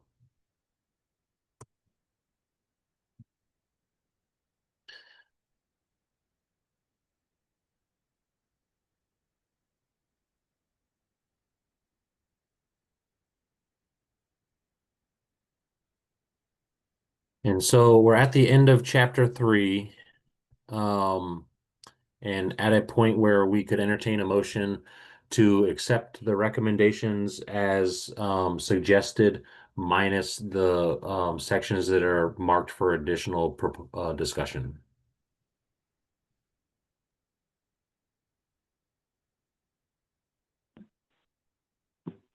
Would anyone like Unless to we want make to that table, motion? or we could table all of chapter 3 to have that discussion and approve it all. Did someone make a motion? I Or think that was Ron, but I don't know if he was intending to make a motion. Yeah, I got unmuted too soon. okay, so I guess if nobody wants to make a motion, you want to just move on? I'll make a motion. or to approve Yeah, the recommendations? so moved. Second, this is Josh Mertens. Okay, would anybody like to have any discussion on that? Would it take too long to run through just like really quickly to make sure we have everything marked the way we want it to for the things that need to be discussed. I don't think it I would don't- take too terribly long. I mean, I think that we've got them marked in here as, yellow boxes. I can run back through chapter 3 and look at the yellow boxes and make sure that we haven't missed anything. Yeah, I just want to make sure, particularly the ones we talked about Tuesday, sort of refresh refresh my Okay. memory. 1 second. I don't think we really need to like vote on section by section, especially if we're going to be discussing things later and not approving the whole report today. Yeah, I think if we're gonna go back and re-review to make sure that our discussion things are accurate, I'd say then we maybe just move on and do that as a whole when we're actually discussing the separate things. Just so that we keep moving. Okay. That'd be That kind of- probably my preference. All right. So Ron and Josh, are you okay with drawing that motion? I'm fine. Yes, Okay. yes.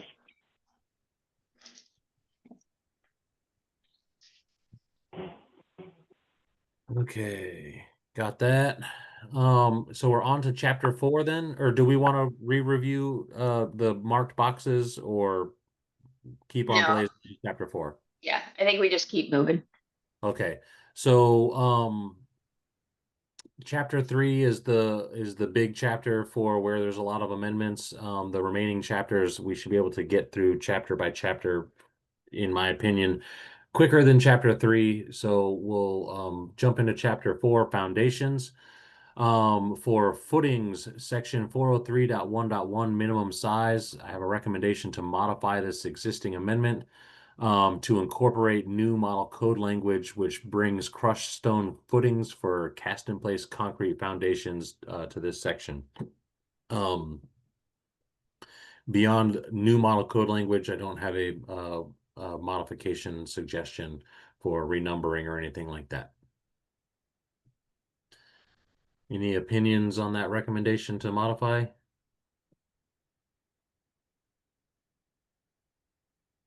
Got a thumbs up from Mariko. All right, moving on. In footings, figure R403.1.1, number 1, I have a recommendation to keep the existing amendment. So we are replacing some tables in the model code with this, and I have no model code changes for this section. So the recommendation is to keep the existing amendment. Same for figure R403.1.1 number 2. So the first one was for 20 PSF snow loads, and this next one is for 30 PSF snow loads. I guess I would ask a question of Josh Mergens. Josh, do you see any need to shift these in relation to the proposal for your snow loads and wind loads stuff?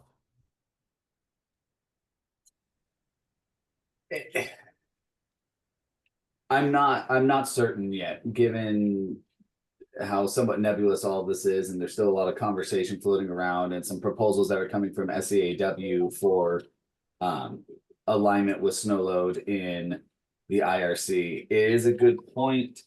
I may need to double check in the IRC if it uses the ultimate snow or if it converts it straight down. For some reason, I had a recollection that the IRC snow load was going to follow the old ASD snow loads.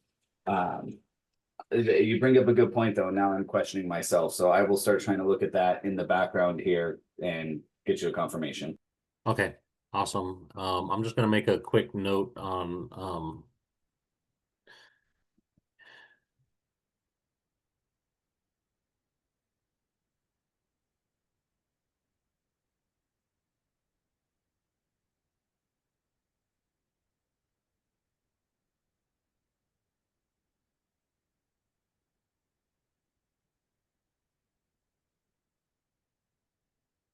and I'm gonna make that same note up above.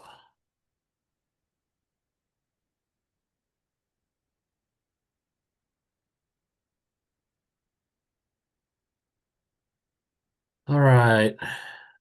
For figure R403.1.1 number 3, I will make those same recommendations to double check if this is still ASD or ultimate. And but for now, the recommendation is to maintain the existing amendment. And this is for 50 PSF snow loads. And for R403.1.1 number 4, similar suggestion. This section is for the 70 PSF snow loads.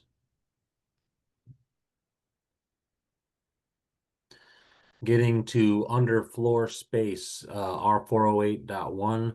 Our amendment is to change it from moisture control to ventilation. Let me double check if that's still the same in the model code.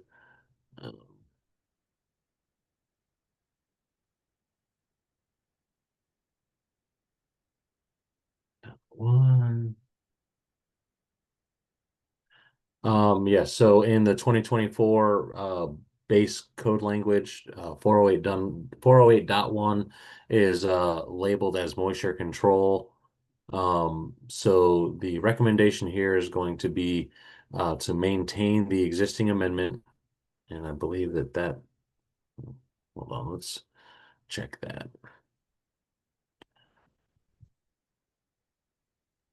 Josh? I was just gonna mention, I do see in the design criteria table for the jurisdictions to fill out, it has a footnote on ground snow load in the 2024 model code that says the jurisdiction shall fill in this section of the allowable stress design table using ground snow loads. I think this one may want more discussion when we get into the significant changes report. I expect there's going to be quite a bit of discussion, but it does reference the allowable stress design ground snow load PG ASD from what I can tell throughout the IRC. But I do think we still want it flagged just because there are proposals coming in on this that are going to potentially come back and affect this depending on how those proposals come in. So right now for the model code language, this is fine, but there may be amendments that affect this.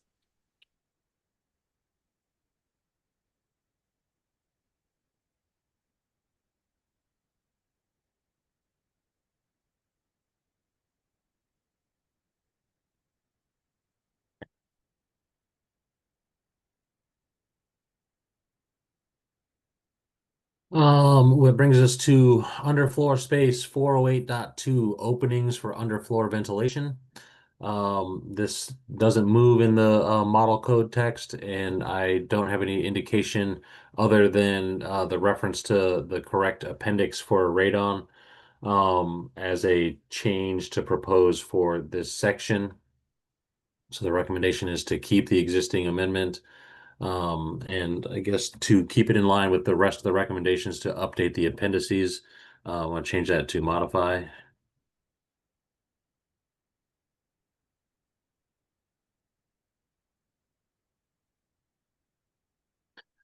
Bringing that us to underfloor space R408.3 unvented crawl space. Same, just updating the reference to the correct appendix.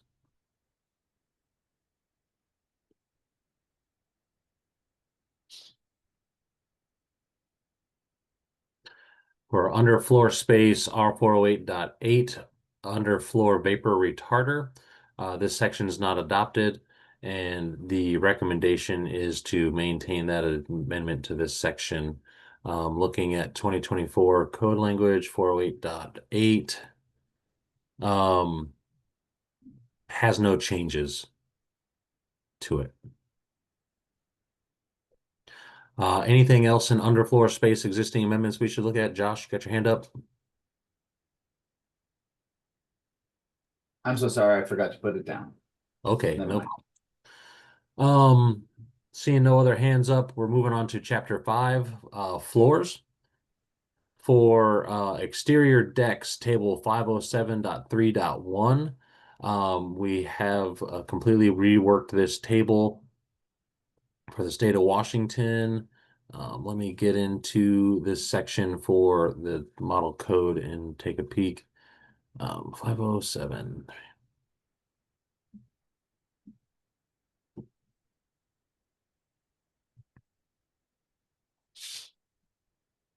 So yeah, we have this table completely reworked. And in the 2024 code, I don't see any major updates to the model code table. All of that's remaining the same. And Josh? Totally agree with you. That's what I see as well. But I think this should also be flagged as something that may get revisited depending on how all of these snow load amendments shake out. There may be a trickle through effect here for continuity, but there's no essential needed change with the current model code language.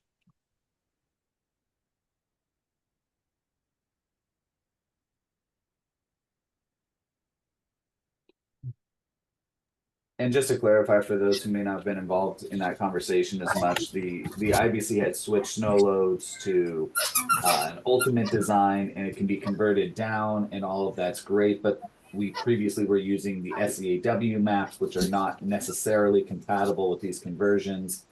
And there's a bit of a cleanup effort being done to try to consolidate all these things, especially because we found some concerning variations in the ASCE maps based on your elevation. So we have put forth an amendment kind of bracketing this elevation variance to make sure we're getting accurate snow loads. But I know SEAW's been talking and had already put in some proposals to get the IRC consistent, and I'll admit I have not seen those proposals, so that's why there's some uncertainty here. This is great if everything matched, but because there's changes happening elsewhere and we've previously used our own Washington State maps, we got to make sure we got I's dotted and T's crossed. Gotcha. Ken, you did get unmuted for a moment. Did you have anything to add?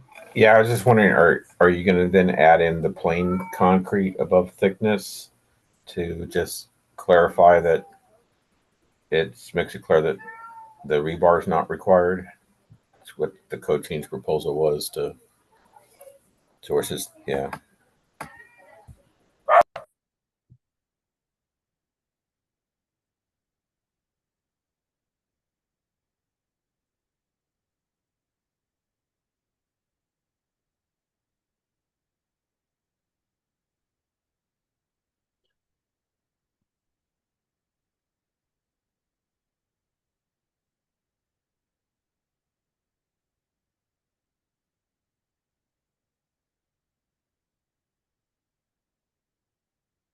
So with that one, I would be modify existing amendment to incorporate that model code language.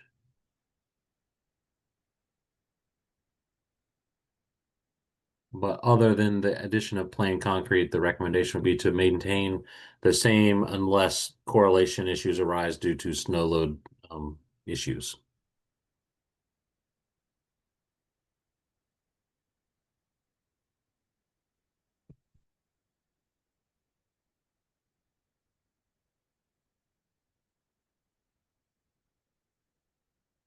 All right, moving to exterior decks 507.4 deck posts in the 2021 code. Where let me get there.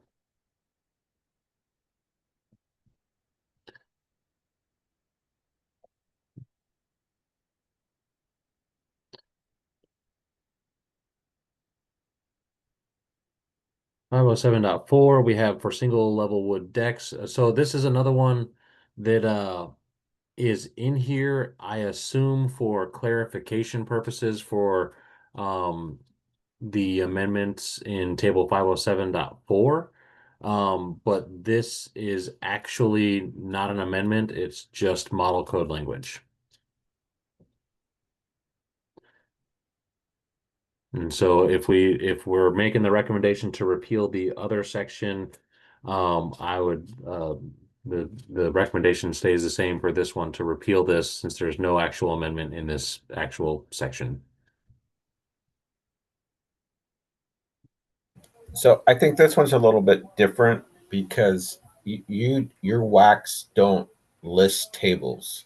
You don't have WAC, 51 whatever table, blah blah blah. So the 507.4 is pointing you to that table that's amended. So I kind of think this one you need to have the 507.4 because you're numbering.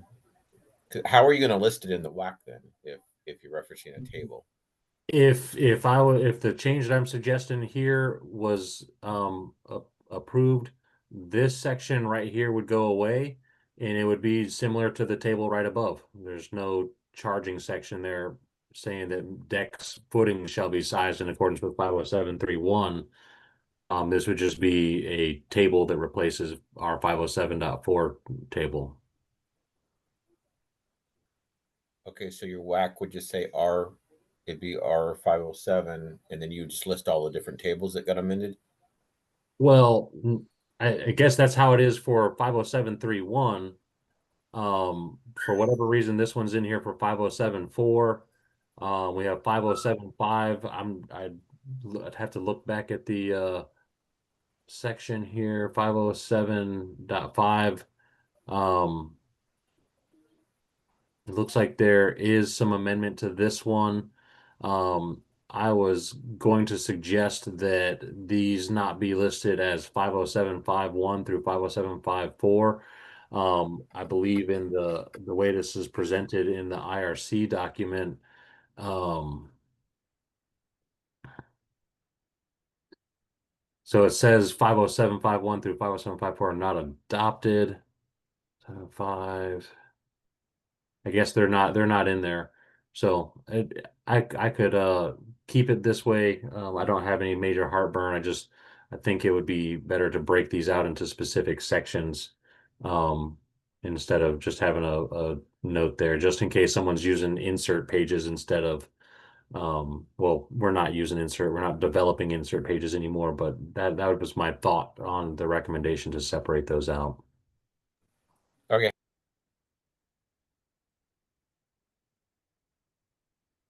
So, Jen. On the post height, I just wanted to let you know that the technical codes committee that helps create the deck tip sheet felt that 14 feet was too tall for the 4x4s due to their slenderness. And so on that tip sheet, we've limited it to 10. So that could be a change that we could discuss as this group if we did want to amend this table. Otherwise, if we're not going to amend it, then I'm okay with eliminating it as an amendment where we can. So anywhere on the 4x4 rows, we would delimit that to 10. Yes, yeah, just due to like the slenderness ratio, and that's how it shows in the deck tip sheet. Okay. And that doesn't need to match. I just wanted to bring it up because for our seismic zone and snow loads and stuff, I wasn't sure if others felt the same way. Angela? So you're talking about the MVP publication or the technical codes thing. Just for clarification to people.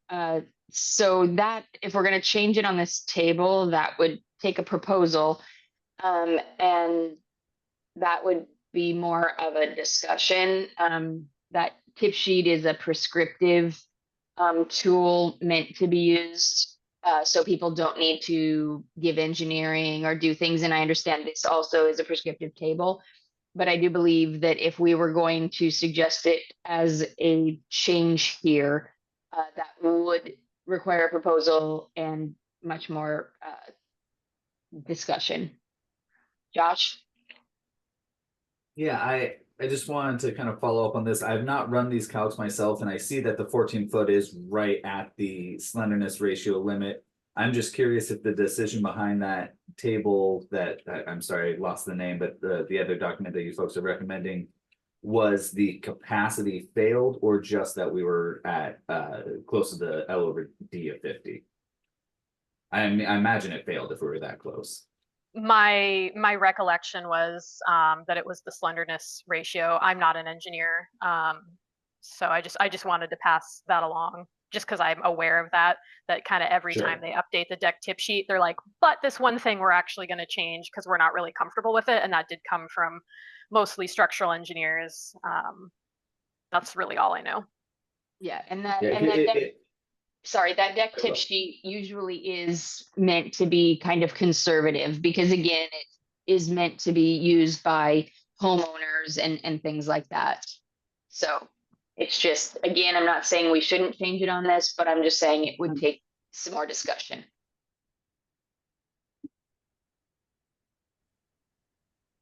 I'd be happy to put some calcs to it, but it sounds like other folks have already looked at it. I'm probably going to come to the same conclusion. My opinion on slenderness alone, we're within the requirements of the NDS, and I don't see a reason to say because we're in a high seismic region, we're arbitrarily assuming tighter tolerances. But that being said, when you're that close in your slenderness ratio, your capacity drops to rock bottom, and I'm betting that this wouldn't work just based on calcs. But if anyone's interested, I'm happy to provide some calcs for the group. I mean, if you want to do it, I don't think it would hurt. Again, it's, yeah, this is an existing amendment that we're talking about changing. So if things have changed and it needs to be updated. Yeah, I'll go ahead and run a couple of those numbers for everyone here, and we can see if we need to propose changing anything in here, because the NDS does update over time, and I don't know how dated this is. And 14 foot on a 4x4, just licking my thumb and sticking in the air sounds a little wrong. Yeah. Josh, would you say this one should also maybe be flagged for maybe looking at with changes to the snow load stuff? And that's going to extend through all of the deck design, and really I don't all of the prescriptive deck design. I don't think it's necessarily that our results are going to change drastically. It's going to be more making sure we're being consistent in our language in which snow loads we're citing and how those are going to be applied. I really think we're going to end up be pushing everything to PGASD for the IRC. But again, there's enough proposals floating around that I haven't reviewed yet that I'm nervous to say that. But this whole deck section, every bit of this is theoretically affected because they are based on these ground snow loads, and every one of those ground snow load limits may have to change, even if the results in the table aren't changing, just for consistent communication. Gotcha. I mean, realistically, anywhere in the entirety of the IBC, or I'm sorry, IRC, where they reference any snow load of any kind, depending on the amendments, are subject to be affected. But my understanding from reading the model code is the intent is to continue using the ASD snow loads in the IRC, but I have not seen what the other proposals are. I know I saw some chatter flying around on email with SEAW that I participated briefly in, but it was not something I was involved in intimately. And sometimes those guys find some pretty compelling reasons to deviate. So I want to check that out before we get too carried away. Gotcha. All right. Thanks for that. Anybody else on this particular table before we move on? Seeing no hands, no unmutings.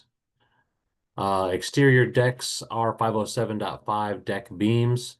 Recommendation to modify the existing amendment to incorporate new model code language.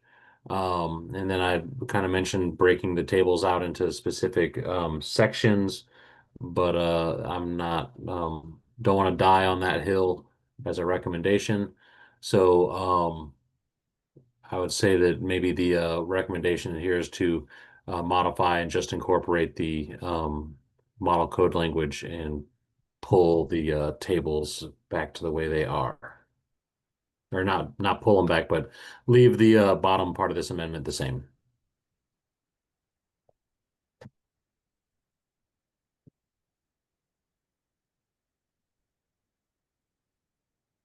All right, exterior decks, table R507.5 for maximum deck beam span for the 60 PSF live load or 70 PSF ground snow load. I'll go ahead and put the snow load revision statement in here. But beyond changes that result from the snow load stuff we were talking about discussing, the recommendation would be to maintain this table as is. Looking at the 2024 code, table 507.5, scroll to it real quick.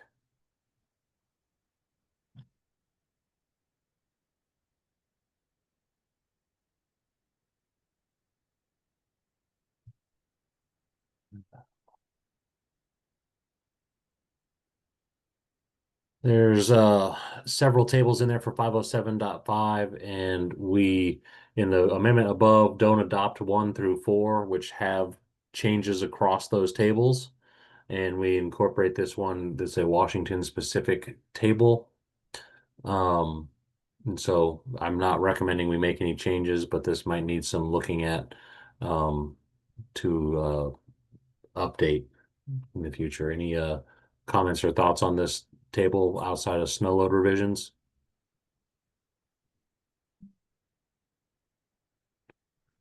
Not seeing any hands or anything, so I will move on. At exterior decks R 507.6, 507.6 deck joists, recommendation to repeal this existing amendment. The amendment is the exact same as the model code language, and I believe is one of those ones that kind of points us down to the table 507.6.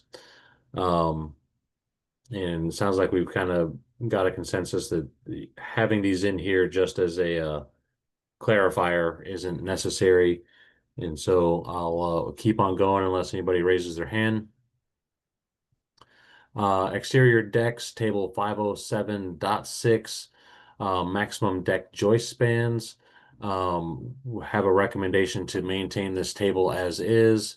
I will add the note to keep this in mind for any snow load revisions.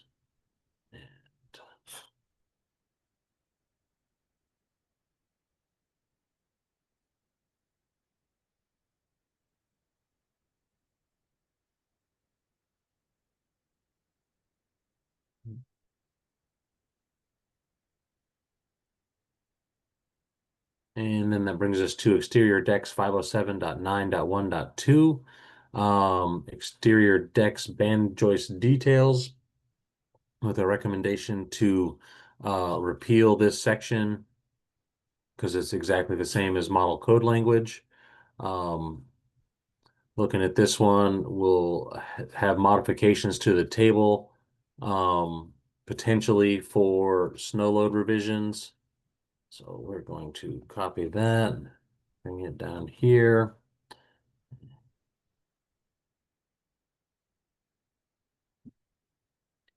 At exterior decks 507.9.2, deck lateral load connections, recommendation to maintain the existing amendment.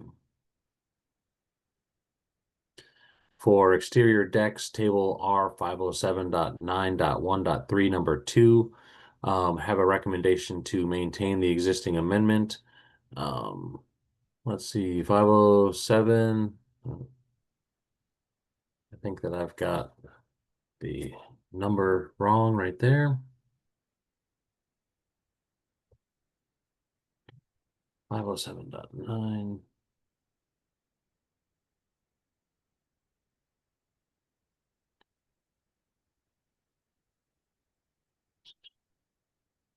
Looks like this is additive to the model code and gives us some guidelines that is included in 907 or sorry 507.9.1.3 ledger to band joist details, and just puts it in a tabular form.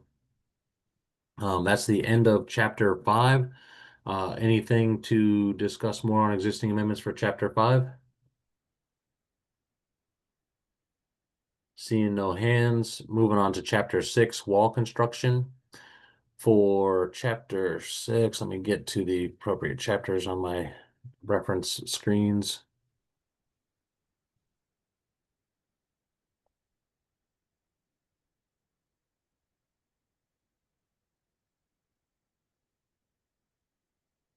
Okay, 602.1.1.1, used sawn lumber. This one is a state amendment that adds the entire section to the model code. So there's no referenced section for the 2024 code. Recommendation is to maintain the existing amendment and target section 602.1.1.1 again in the 2024 code. 2.1.1. So we have sawn lumber, and then it skips over to 601.2 end jointed lumber. Looking at 602.9. You get there. There's a lot of tables that we pass over.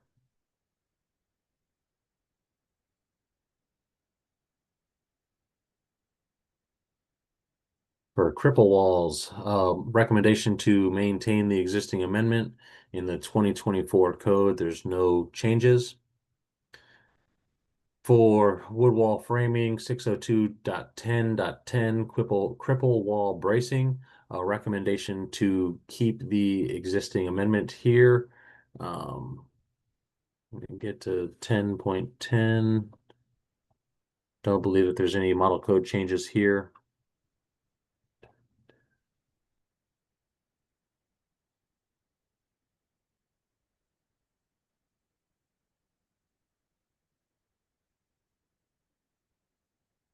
Yep, no model code changes in that section. Exterior windows and doors, section 609.3, testing and labeling. Recommendation to maintain the existing amendment. 609.3 has no new model code changes for 2024. And so keeping the additional exception added by Washington for this section. That would take us to the end of chapter 6 for existing amendments. Any need to go back to anything? Seeing no hands, we're on to chapter 7, wall coverings. For wall coverings, 7 interior covering, 702.5 other finishes, a recommendation to maintain that existing amendment. There's no model code changes there. 2, 5 confirmed. Looking at exterior coverings, 703.1.1, water resistance. They've changed the word water resistant to water resistive barrier. So the recommendation is to modify the state amendment to incorporate that language change, otherwise leaving the amendment the same.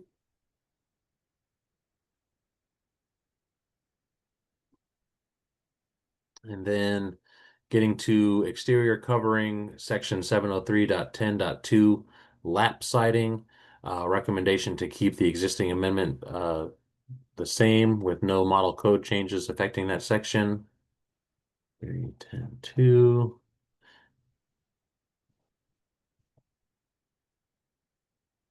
And just confirming that there are no model code language changes there. 310.2 confirmed. Brings us to chapter 8, roof ceiling construction. We have no existing amendments in chapter 8, so we're through that one. Chapter 9, roof assemblies. We have a amendment to R903.4.1 for weather protection and secondary parentheses emergency overflow drains or scuppers, with a recommendation to maintain the existing amendment, pointing to 1101 and 1103 in the state plumbing code.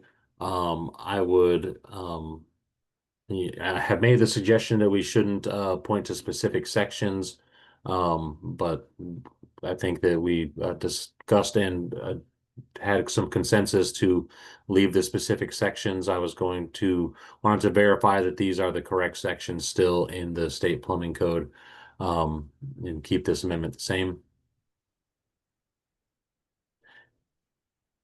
Getting to chapter 10, chimneys and fireplaces. Masonry fireplaces, section R1001.7.1 damper. A recommendation to keep the existing amendment the same. No model code language changes here. The we bring in the fireplace shall be provided with each of the following sections here, and change that up there for the at least 8 inches or not less than 8 inches. Getting to masonry heaters 1002.2, recommendation to maintain the existing amendment.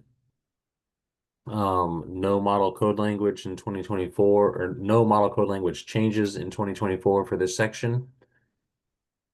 For masonry heaters, section 1002.2.1, this is a state amendment additive section.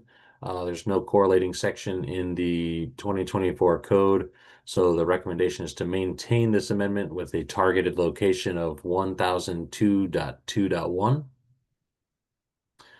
1000, so factory built fireplaces, section 1004.1.1.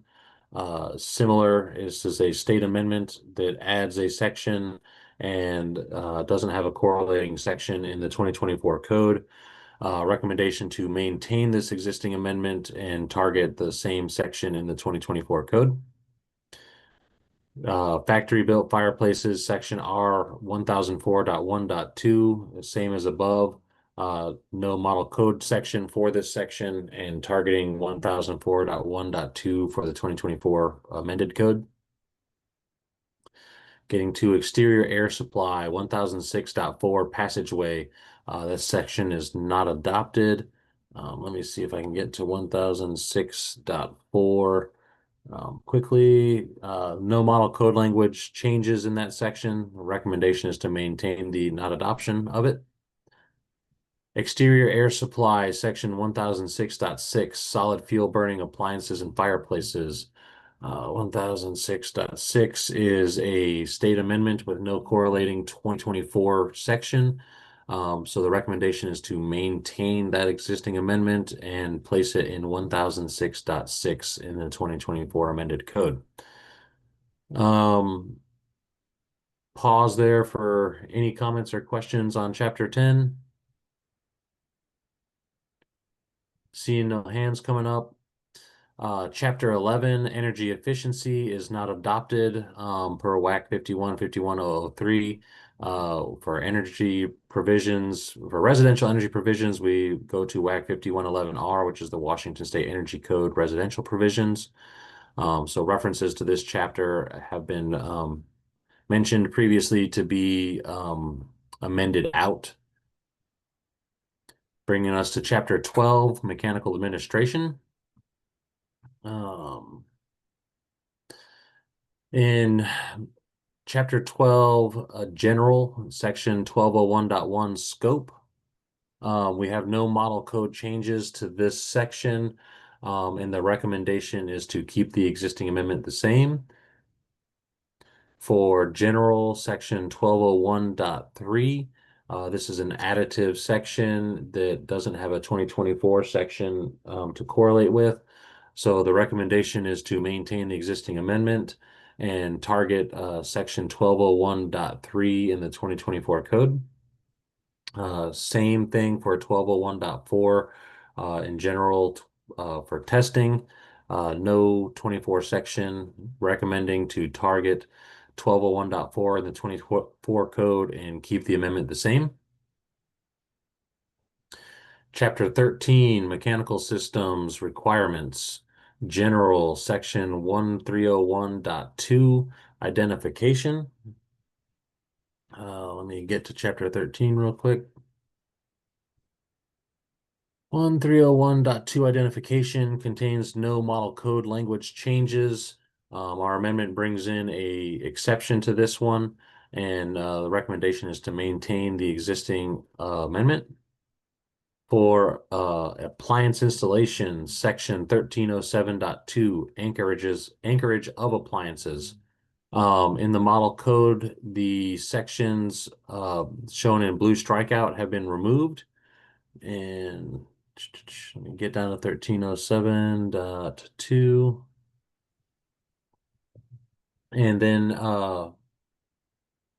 we just have this note at the end: seismic anchorage and strapping of water heaters shall be in accordance with 507.2 of the state plumbing code. which in our last meeting, we did verify is still the correct section to reference in that code. And we did verify that.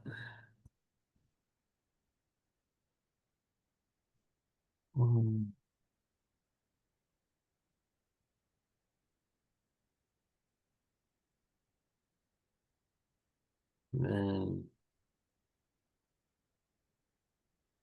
I'll pop that out. And so maintain that amendment the same and incorporate the model code language changes. Any thoughts on that recommendation?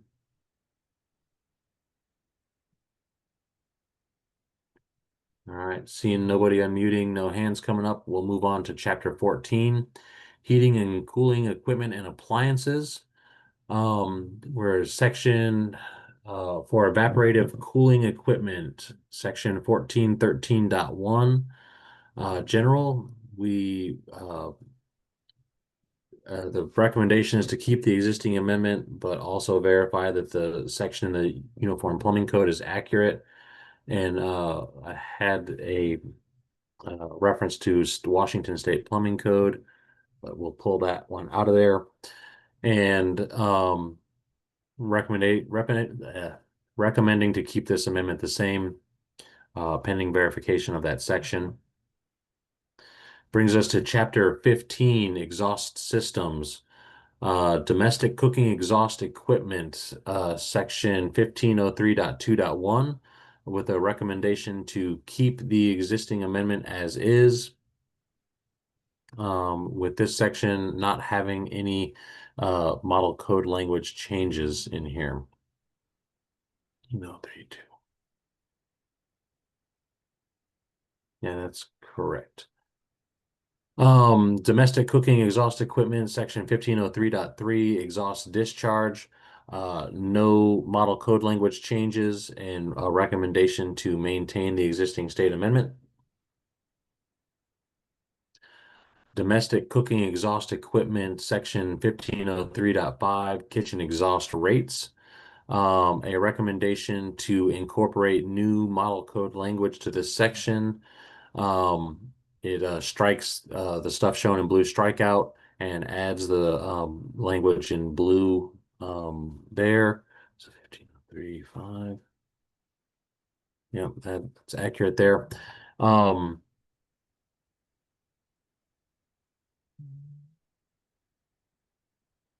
I'm not seeing any reason to not incorporate the model code language. I'll pause for any comments on the modification suggestion.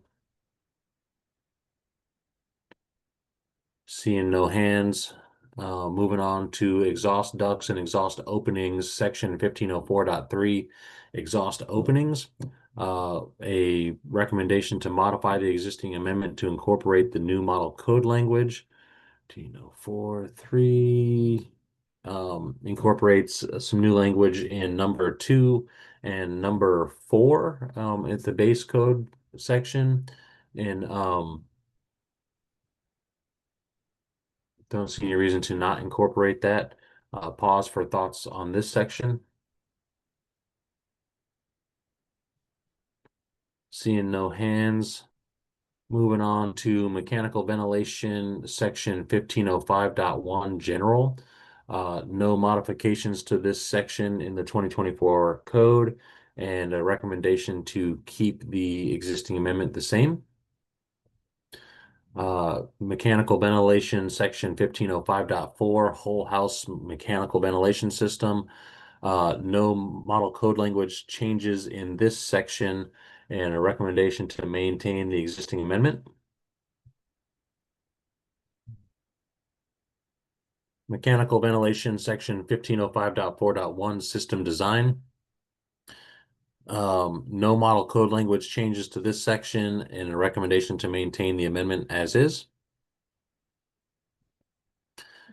Getting to mechanical ventilation, section 1505.4.1.1. This one brings in a new section for Washington only, has no corresponding 2024 section. Recommending to maintain the amendment and target 1505.4.1.1 in the 24 code. Same thing for mechanical ventilation, section 1505.4.1.2 exhaust fans. Recommending to keep the existing amendment and target 1505.4.1.2 in the 2024 code. For mechanical ventilation, section 1505.4.1.3 supply fans, recommending to maintain the existing amendment and target section 1505.4.1.3 in the 2024 code. Mechanical ventilation, section 1505.4.1.4, recommending to maintain the amendment and target 1505.4.1.4 in the 2024 code. Same thing for mechanical ventilation, section 1505.4.1.5, furnace integrated supply, targeting the same section in the 2024 code. Same for mechanical ventilation, section 1505.4.1.6, testing, targeting the same location in the 2024 code.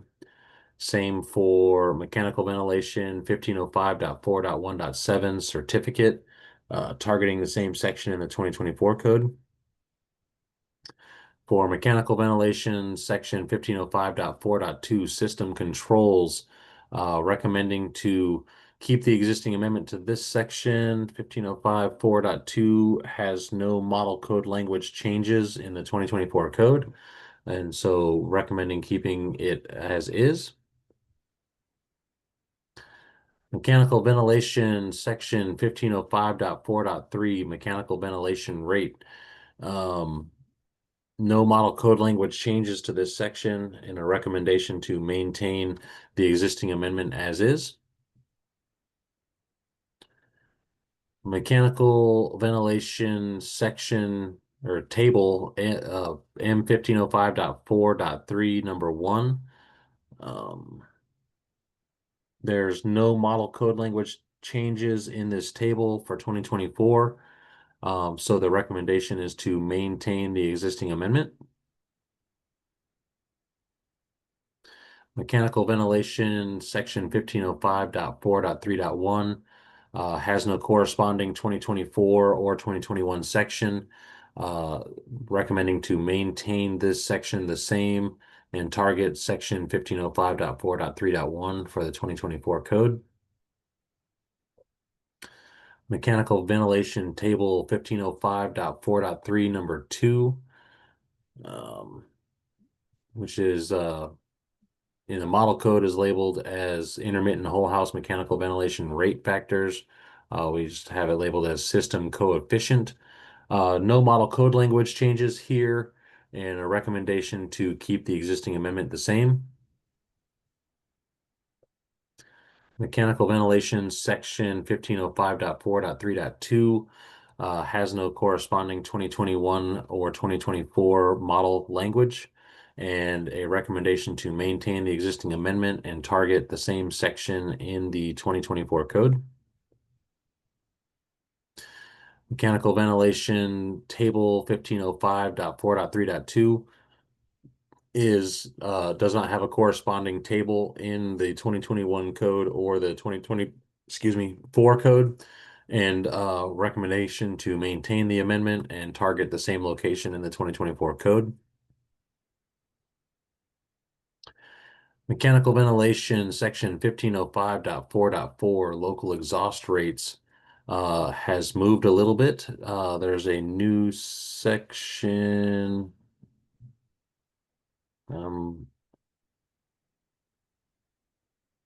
It is renumbered. I don't see that there's a new section incorporated in there.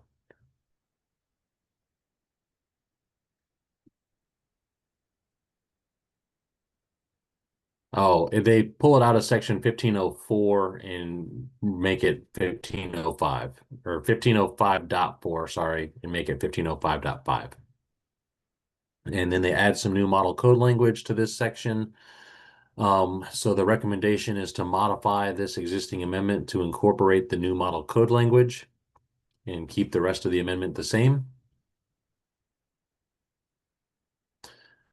Mechanical ventilation, section 1505.4.4.1, local exhaust is has no corresponding 2021 or 2024 model language to amend. So this is additive, recommending to maintain the amendment and target the section 1505.5.1 in the 2024 code. Same thing for this section, mechanical, or the next section, 15, mechanical ventilation, table 1505.4.4.1. Just a renumbering to fit into the new organization of the 2024 code. So targeting 1505.5.1. Mechanical ventilation, section 1505.4.4.2, local exhaust fans. No corresponding 2021 or 2024 section. Recommending to maintain the amendment and target section 1505.5.2 in the 2024 code. Similar scenario for mechanical ventilation table 1505.4.4.2. No corresponding 21 or 24 code language. Keep the amendment the same. Target 1505.5.2. Mechanical ventilation, section 1505.4.4.3, local intermittent kitchen exhaust system. No 21 or 24 language sections. Recommending to maintain the amendment and target 1505.5.3. Mechanical ventilations table 1505.4.4.3 has no 21 or 24 table to amend. And so recommending to keep the amended table the same and target 1505.5.3 for that section.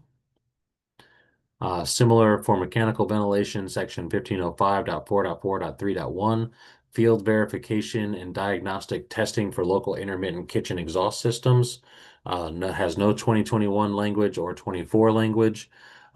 Is recommending to maintain the amendment and to target section 1505.5.3.1 in the 2024 code. And brings us to chapter 16, duct systems.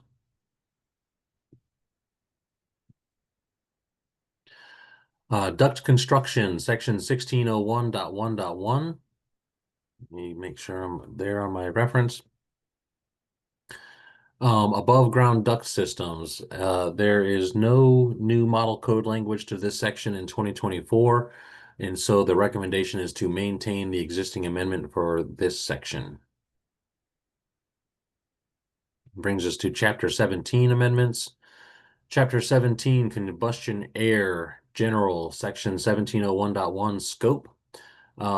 Recommending to keep the existing amendment, which just says that fireplaces shall comply with chapter 10. Yep. Moving on to chapter 18, chimneys and vents. We have no existing amendments in chapter 18. Chapter 19, special appliances, equipments, and systems. We have no existing amendments in chapter 19. Chapter 20, boilers and water heaters.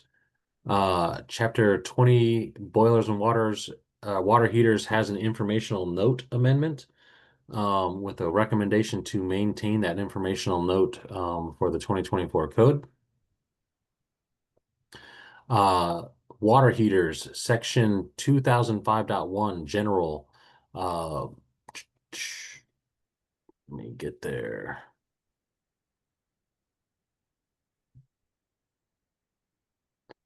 No new model code language for this section, so the recommendation is to maintain the existing amendment as is.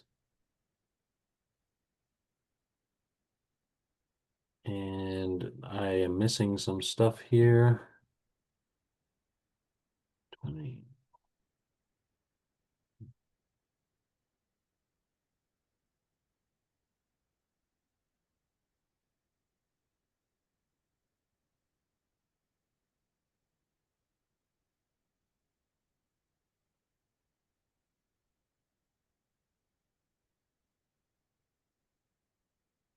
Okay.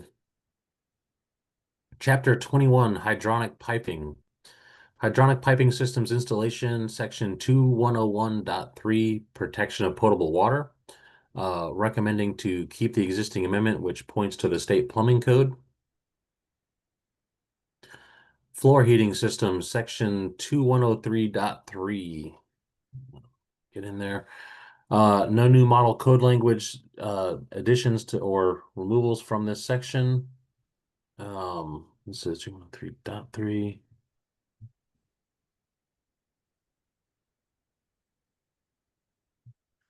Piping joints, so recommending to keep the existing amendment, which points back to the state plumbing code, and don't see any reason to bring back the brazed or press connected soldering references. So that's all in accordance with the plumbing code. Getting to ground source heat pump system loop piping, section 2105.9. Get there, 2105.9. Has moved. Hold on. Oh, no, I'm sorry. I'm getting ahead of myself. 2105.9 is in the same location, recommending to maintain the existing amendment, which moves the pointer from chapter 29 to section 605 of the state plumbing code. Recommending to maintain. Ground source heat pump system loop piping, section 2105.14, PVC plastic pipe. Similar, removes pointing from chapter 29 to the state plumbing code with a recommendation to maintain that existing amendment. Ground source heat pump system loop piping, section 2105.18, protection of potable water. Recommending to maintain the existing amendment, which points to the state plumbing code instead of chapter 29. Ground source heat pump system loop piping, section 2105.19, pipe penetrations. Recommending to maintain that existing amendment, which again points to the state plumbing code. Chapter 22, special piping and storage systems, has no existing amendments within that chapter. Chapter 23, solar thermal energy systems. You get there. 230123. So solar thermal energy systems, section 2301.2.3, pressure and temperature relief valves and system components. Recommending to keep the existing amendment, which pulls us from the plumbing code section of the IRC and points to the state plumbing code. Solar thermal energy systems, section 2301.25, piping insulation. Recommending to maintain the existing amendment, which points from chapter 11 to the state energy code, and then removes the exceptions to this section, 2325.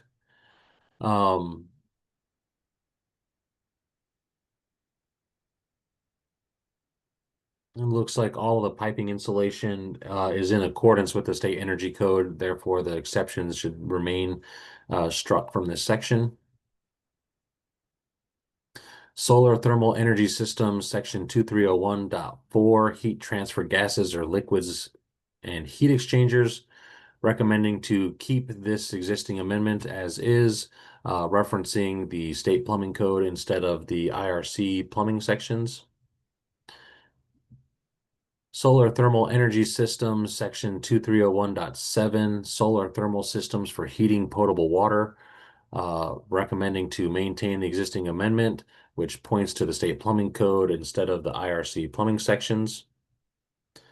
Solar thermal energy systems, section 2301.7.1, indirect systems. Recommending to maintain the existing amendment, which points to the state plumbing code instead of IRC plumbing sections. Solar thermal energy systems, section 2301.72, direct systems. Recommending to keep the existing amendment, pointing to the state plumbing code instead of chapter 29 of the IRC, which brings us to chapter 24, fuel gas, which contains no existing amendments. Chapter 25, plumbing administration, is not adopted per WAC 5151.003. For all of our plumbing provisions, we see WAC 5156, which adopts the Uniform Plumbing Code. Same note in Chapter 26 for general plumbing requirements, Chapter 27, plumbing fixtures, Chapter 28, water heaters, Chapter 29, supply and distribution. It's interesting to me that we have the note, though, in Chapter 29 that this chapter is not adopted in 5151.003, but we do have an amendment to this section, which kind of correlates. This amendment is verbatim for what's in the Washington appendix that we bring in. I would, I guess, like to ask this group thoughts on maintaining this amendment if this chapter is not adopted.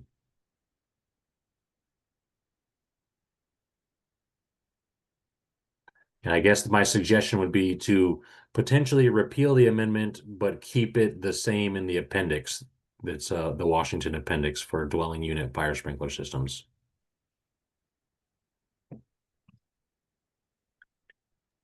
Does Ken have any thoughts?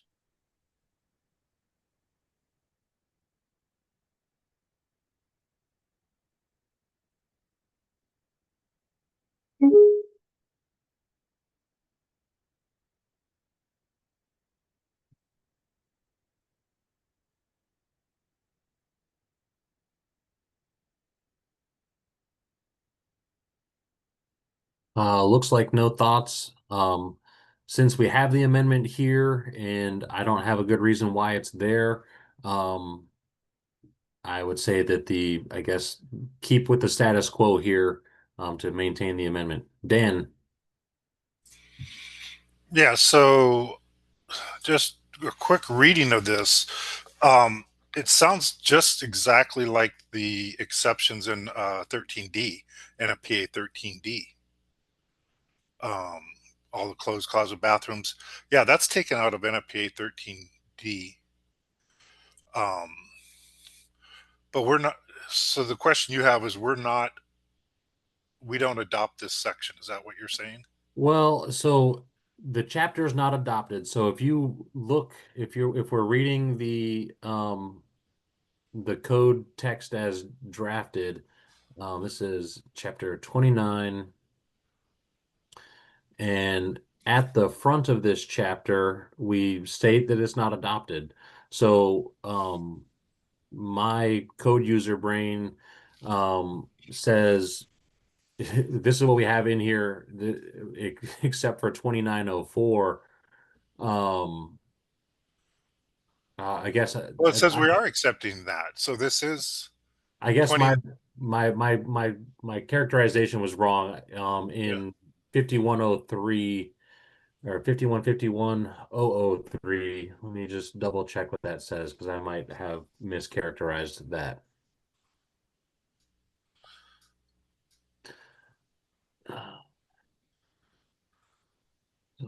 Provided that chapters 11 and 25 through 43 of this code are not adopted, energy code is regulated by 5111R, plumbing code is regulated by 5156 WAC, electrical code is regulated by chapter 29646B WAC, or by the local jurisdiction adoption.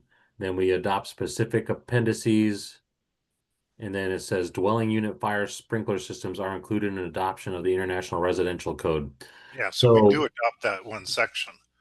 And it's showing that those exceptions seem to match exactly what 13D is. So I think in other parts of the code, it says 13D R 2904, if I'm correct. I think you're correct. And I think that my question, I answered my own question on that one, that we should leave that section in there for the users. Yep. Jen? Or Dan, are you done? I'm sorry. I'm done. Yeah, thank you. Jen? Yeah, sorry, I was trying to read and listen at the same time. So this is referenced from Appendix AWU in the 2021. So maybe we also just want to in order for it to be enforceable, if something else is saying this whole chapter is not adopted, maybe we just need to clean up that language of except 2904.1.1 or something, just so people can enforce it if they need to. But then the appendix, you know, I don't know, but then if you just adopt the appendix, maybe you get it, but you have to, is that one of the do you have to opt in and actually adopt the appendix, or is it that you need to, a city would need to do it the other way where you get it and you have to say, no, we're not using that appendix? But it's been my reading of 5151.003 that Appendix AWU is adopted for local jurisdictions. So it's not something that if a jurisdiction wanted to use, they need to come and seek or submit to SBCC the adoption of that. Some of the appendices that are in here aren't specifically adopted for across the state for everybody. Let's see. Okay, my city has not adopted it, so we have a note that it's not adopted, but I wasn't sure which way it went. But anyways, if we want to keep it in, I think we just need to make sure that it is usable and enforceable and not clobbered by this higher order thing that says, you know, chapter 29 is a no-go. Right. And I think that my characterization here, I mean, I think WAC 5151.003 may need a little bit of cleanup to clarify that 2904 is adopted in the state. 2904, let me just see. Yeah. And I mean, I think that it's alluded to, but I don't know if everybody would read that exactly the same. But in what we have published with ICC now, chapter 29 is, we have not adopted except for section 2904. So everything 2901 is not in there through 2903. Then we only have 2904 in here. And then everything else beyond that is gone. And correct me if I'm wrong, Dan or Ken, but I think that the 2904 systems are substantially similar to the 13D systems.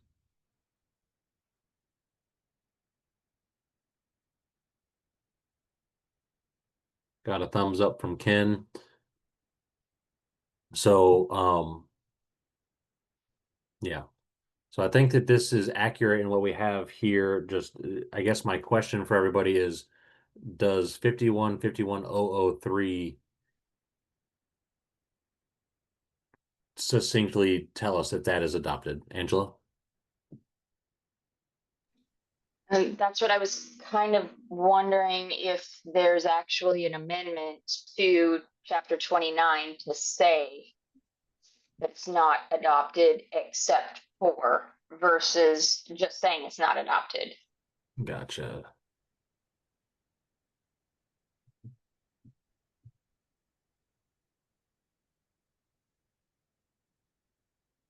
So this is all that's in the WAC right now for that one.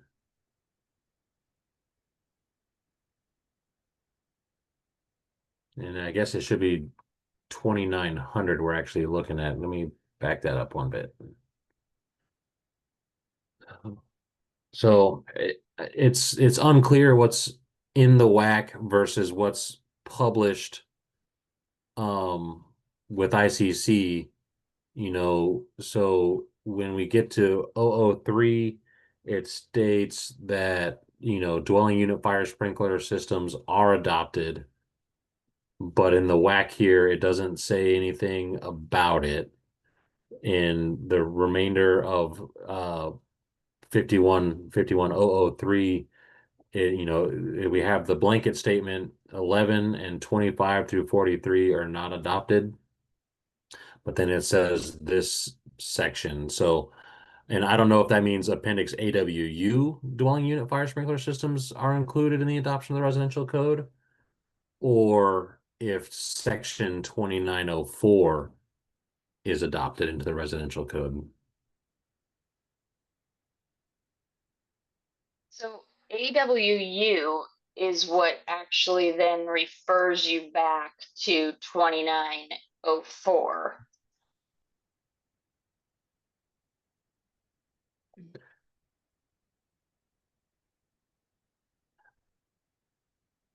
There you go. And then it